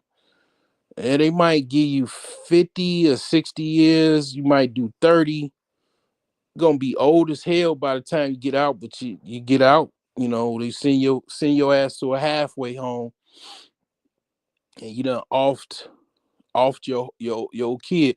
Like, I mean, I'm gonna be honest with you. I done been in some situations where I've seen the other side of that. I've seen dudes get out of, because America does not have a system like other places. It honestly, like its system or justice system is kind of liberal to kind of light, I'll just say, because yeah, it's a dude. I don't know him, but this dude actually, he said he killed his whole family, and he did like 30 years or 20 years. And you got to understand, this is also Illinois too. So yeah, about Illinois and yeah, Chicago and all of that. Yeah. So yeah, he killed his whole family, and yeah, they sent his ass to a halfway house. after about 20 some years. Oh, he's obviously older, but yeah, that's what he did, and he got out. And I mean, obviously, he had to just live his life.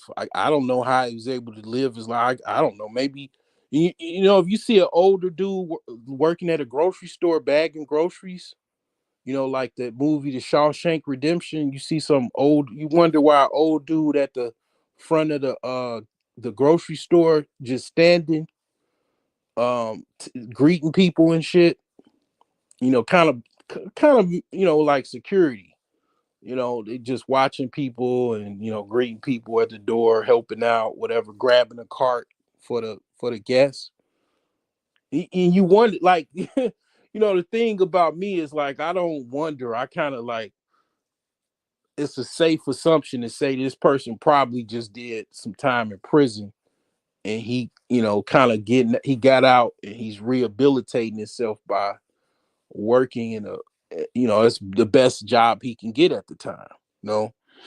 And yeah, some people, yeah, they you just get about 20, about 40 years, and then in the state prisons you don't, you get good behavior, so that's time and a half. So yeah, you know what I'm saying, yeah, 20 years.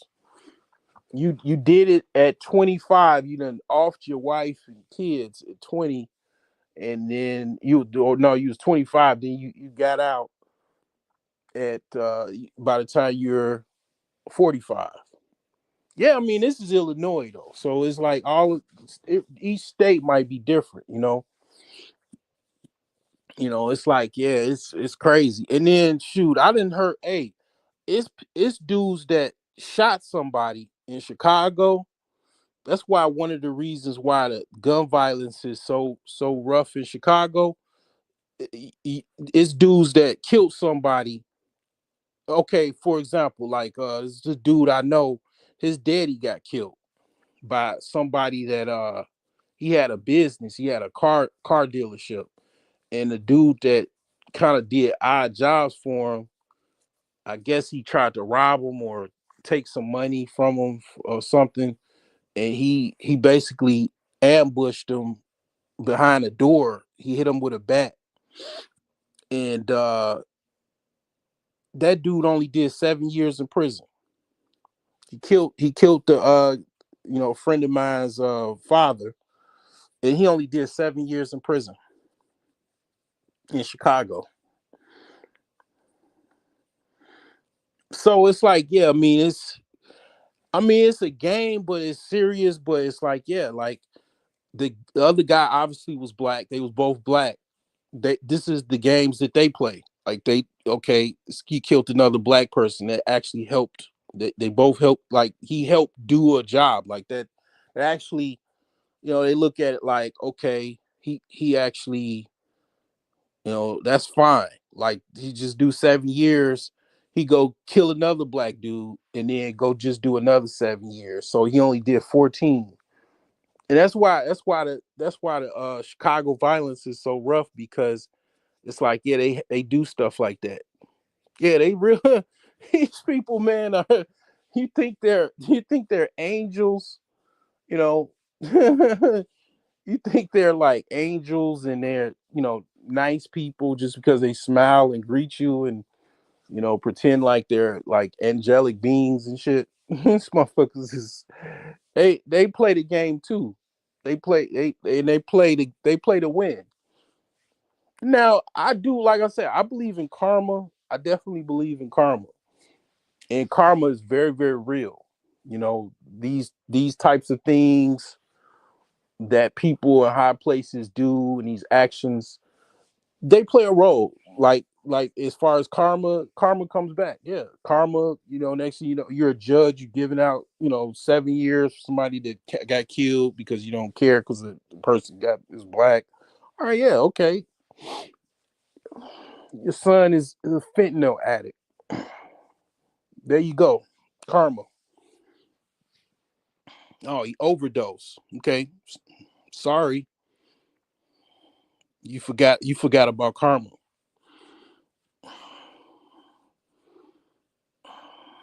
Yeah, it happens.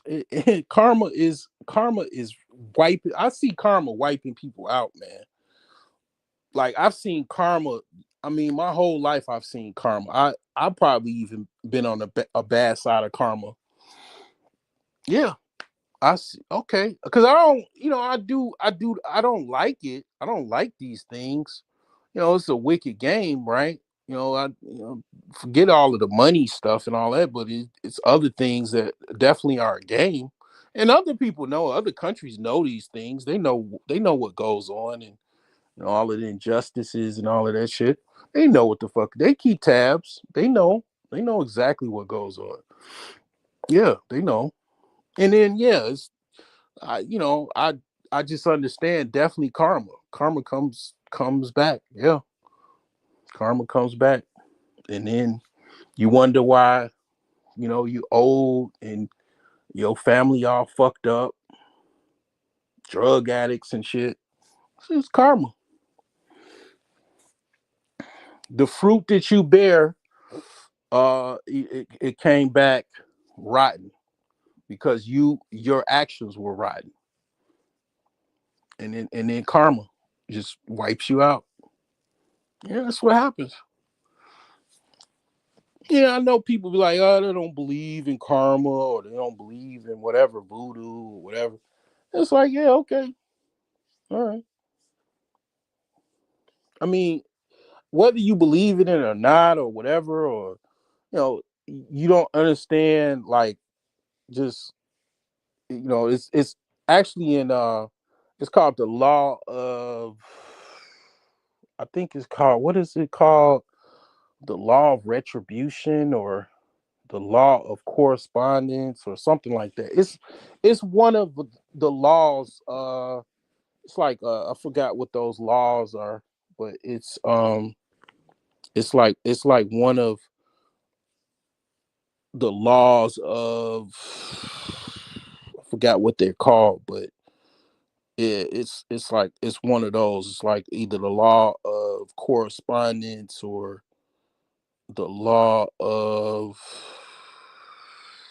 I forgot which one it was called or whatever. But yeah, it happens. It literally, like, yeah, like that shit happens. Definitely happens, man. I see it, and it's like, yeah, I mean, it's like, it's like, oh, okay. People think that they could get away with evil and shit. Karma comes back. It's like karma for three. Like, it's like karma right there. Buckets. And it's like, yeah, it just comes back, and then you think you're getting away, and then it's like, yeah, just, and then it hits you. By the time it hits you, you're old, and then you can't. Your balls don't work, so it ain't like you can make no more kids. And it's like, yeah, karma came back. And it's why, people that are smart, they understand that. They don't make unwise decisions like that because they understand the law of karma. A lot of people, like, for example, Steve Jobs, he went to India when he was like younger, and he studied under yogis and stuff like that. It was like a big thing in the 70s. A lot of people in America, they went to India to get higher enlightenment and stuff like that. And then they learned about certain things like how to, do yoga and understand different, certain things like karma and all these different concepts and stuff, Indian philosophies and stuff like that. Yeah. And they kind of maybe understood a lot of different things more than the average person and stuff like that. But yeah, I mean, it's karma is actually called a lot of different things in different languages, you know, um, different even religions and stuff like that. They call it something different. But yeah, it pretty much comes back, man. It's a universal law. That's what it's called. The universal laws. It's one of the universal laws. and people act like, they're oblivious to it, or it doesn't relate to them, and it's like, oh, okay, yeah, okay. Higher low places, like higher realm, you think you're, because you're so rich or wealthy, it's inescapable. It's a universal law. It doesn't matter if you're wealthy, rich, powerful, weak. It's a universal law. Yeah. Red pill philosophy, whatever you want to call it, black pill philosophy, universal laws, the law of the universe. There's laws of the universe, like, what is that? What is that freaking what's that damn thing with that fucking raccoon with the guns and shit? Just that shit fucking damn, that movie, there was Marvel universe, I forgot the name of that damn fucking movie with the, I think he was called Rocket. He was a raccoon and he talked and shit. he had a he was had gun. He was shooting guns and shit. Like, I forgot the name of that movie, because I'm like, I wasn't into comics and shit. But I like the movies, like, you know what I'm saying, the movies and stuff, man. It's just, you know, but yeah, like, yeah, man, it's universal laws, man. Universal laws. And the thing is that I try to do people right, man. I try to be grounded. I try, what I'm saying, to do the right thing. You know what I'm saying? It's like, cause I don't want that bad karma. I don't want I don't want no bad karma. You know what I'm saying? And then if you do wrong, you're supposed to do a lot right because you've done so much wrong. And I'm gonna be honest with you. Part of like prison culture in America, and the ability, because a lot of dudes have killed people, and then they don't get life in prison because they don't have. I mean, honestly, good luck trying to house a whole bunch of people to do life in prison. They don't have money like that to feed people. I mean, they do have resources to keep people in prison for life.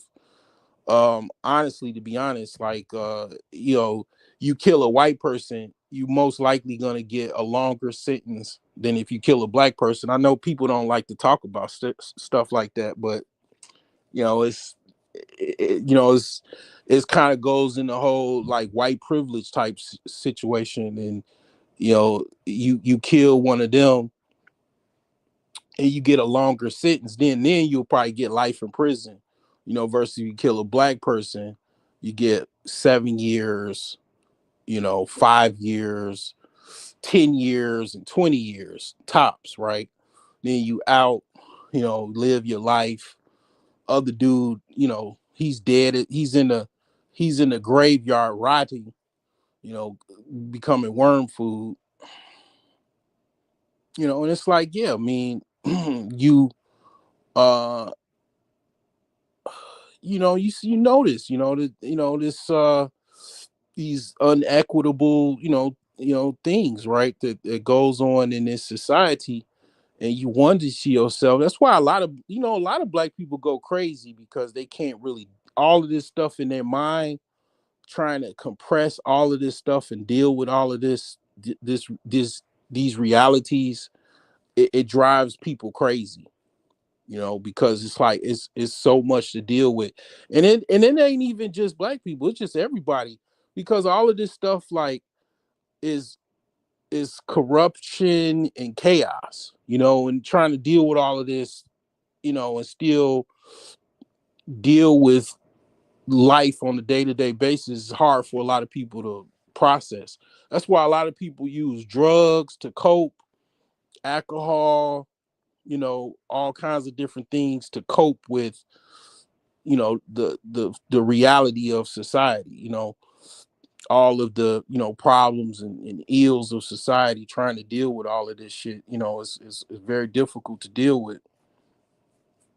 and people eating food that it's not really pretty not healthy for you, and it makes you sick, and it's a lot of stuff to deal with, and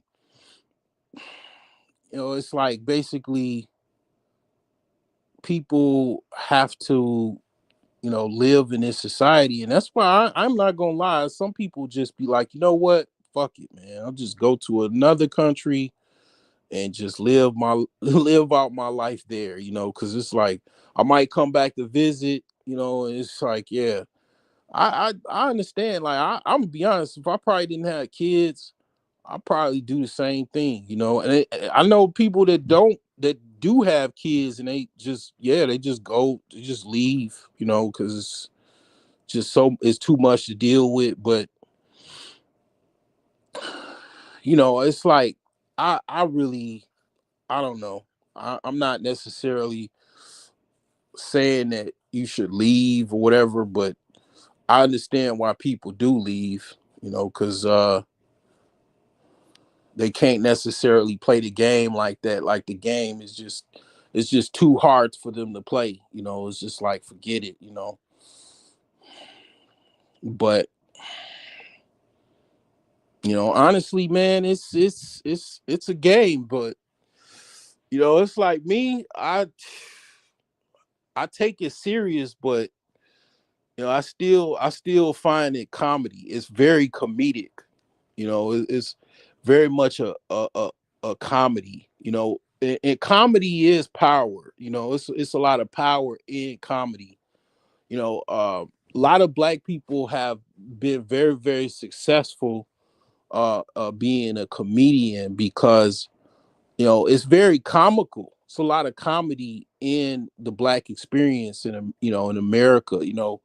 It's so much comedy, the way people treat you and stuff like that, just based off of how you look and all of that. It is funny. It is a life, very much a daily comedic journey. Living in America, dealing with all of the stuff. Even dealing with black women, I laugh. I be just on a day-to-day basis. I do laugh a lot because people probably look at me like, what is he laughing about? Because it is a comedy. Because this shit is a comedy. Like I'm trust me, I know I'm not the only one. Like this fucking shit is yeah, Guardians of the Galaxy, Avengers Endgame. Yeah, it's a comedy, man. It is a fucking comedy, man.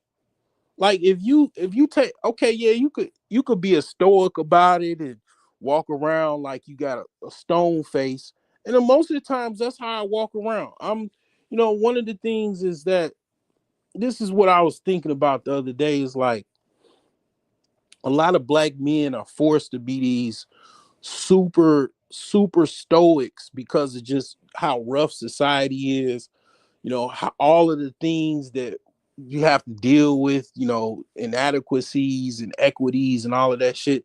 And it's like it don't, and then you wonder why, and then people wonder why, you know, we're chose to, be with, right?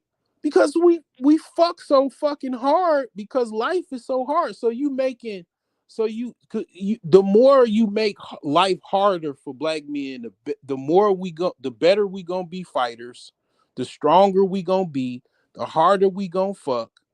So your bitch ain't gonna have no chance because you making these hardcore dudes, you just making them harder by you know your actions, daily actions of making hardships. You thinking that the hardships that you put on us is going to make it, like, like you think the outcome is we're gonna fade away into the black or whatever. But you ain't doing nothing but just making more hardcore stoics every day. Like just make, and then you wonder why your bitch just coming all over the place with, because they getting BBC. Because it's like, yeah, you making these motherfuckers so hard by playing, like you just trying to keep this game going. And it's like you get you get side-eyed because your broad is with a black dude. You know, she want a black dude because life is so fucking hard. Our back gotta be strong. We walking around like fucking goddamn it. Um um Hulk, the Hulk and shit, because life is so tough for us. Because all of this fucking, unequitable uh shit that we got to deal with. And it's like, yeah, just making a bunch of motherfucking tough motherfuckers, and then it's like, you not having it tough, you can't compete with that.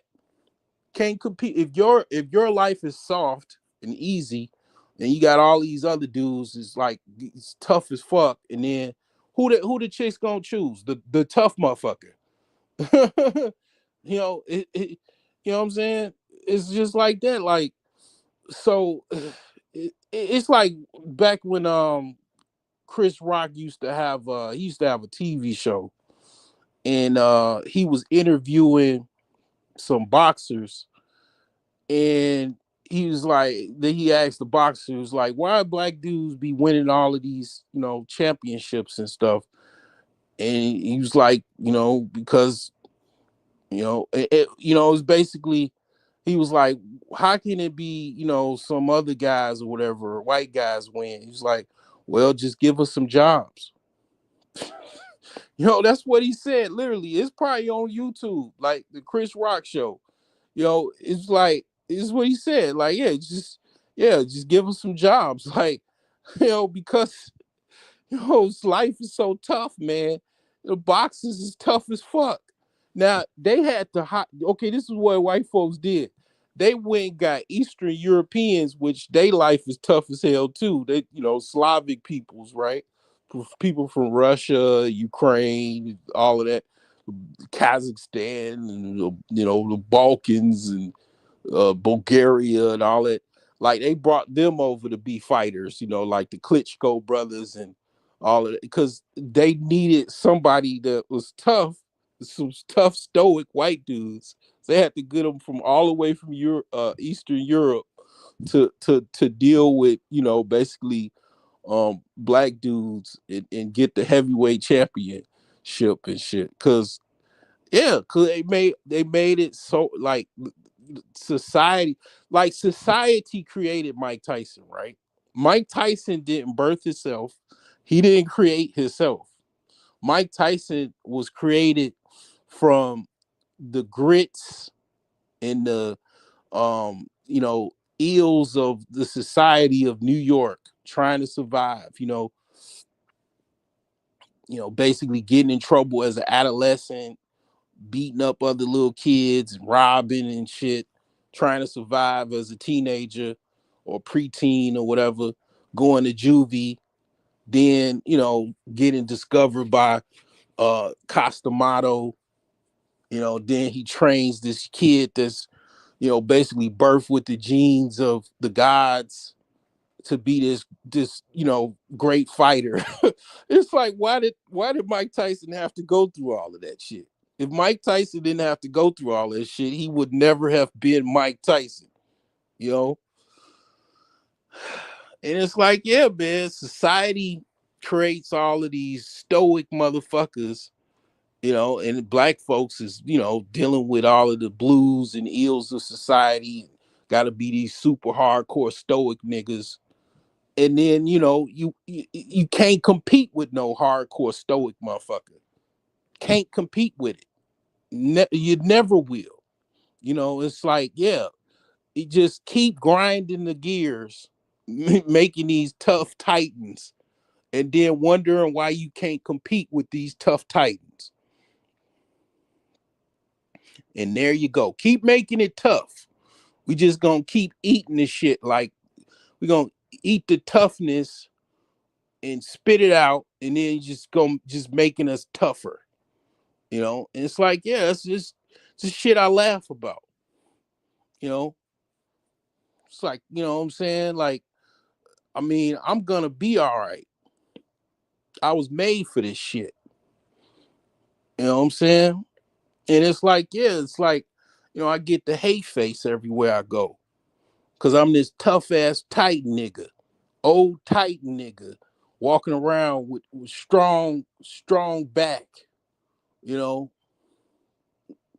and just dealing with the toughness. I got all kind of bodies, bodies. Like, you know what I'm saying? I, what's your body count? A football team, an NFL football team. You know, cause well, that's a whole nother story. But the thing is that yeah, that's what's going on, man. It's like yeah, making all these hardcore stoic niggas, cause society wants to grind the gears and make it that way. Make it tough. It's like, well, if you don't make it that tough, man, if you were smart, would well, I mean, I to a certain extent, it works because yeah, I ain't gonna go into that, but it's like, yeah, man, that's what goes on. And it's like, yeah, well, that's don't give the side eye when you see your woman with these hardcore stoic niggas because you made them. You concocted them, you know, by your actions and inactions. You putting the application for dudes jobs in the auto dump folder because they marked black on the application. You know what I'm saying? Don't be mad. Don't look at me, you know, when I'm walking around and shit with the side eye or the hate face. What I'm saying? Cause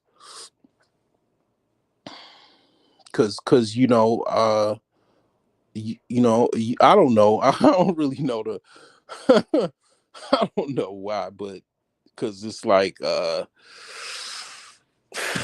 it's just it just these things or whatever is it's before my time, but it's just like it's just funny to me because it's like you know I'm just like okay, cool. I could deal with hell every day if I have to. I've been in the military. I've been in a war. It's like I done deal with all kind of situations, man, and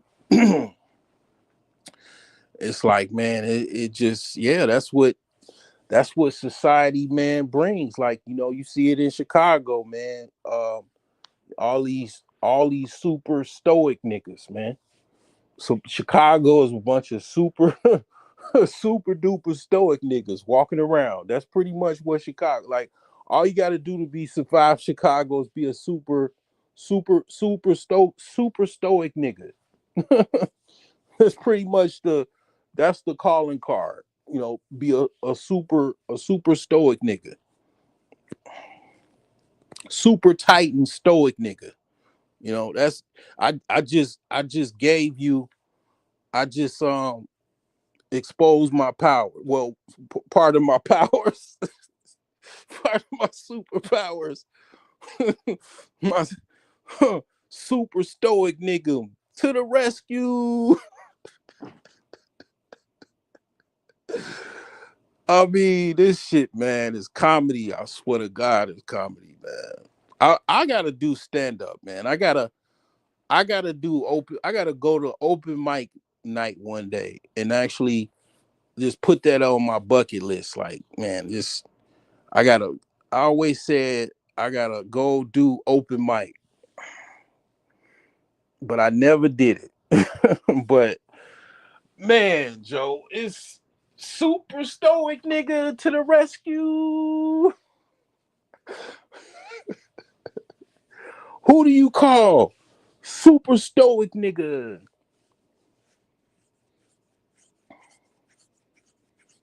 Every day he rescues the world from oblivion.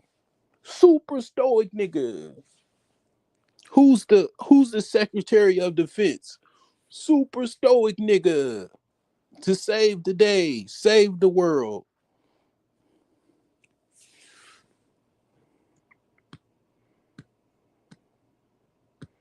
He eats hard times for breakfast, lunch, and dinner and shits it out. Super stoic nigga.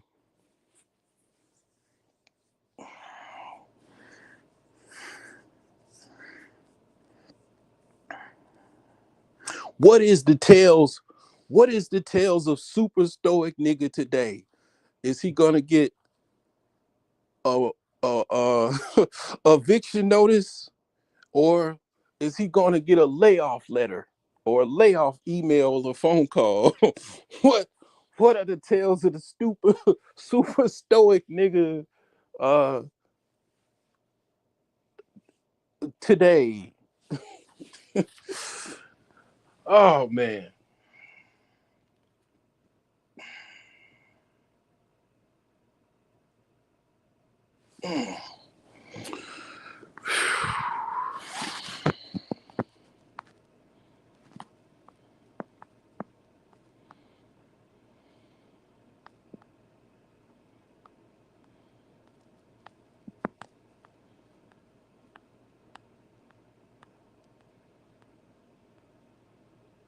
Fucking hate coming here.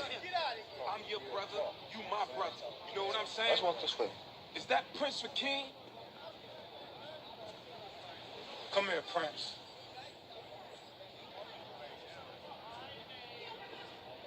What's today's mathematics? Hey, yo, no disrespect, but we ain't in all of that, son.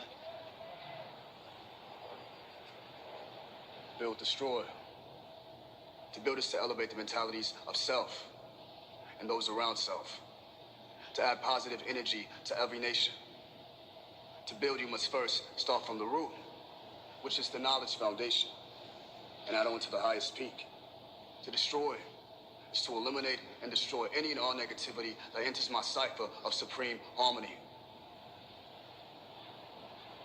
Peace, God. Peace, God. Come on, son.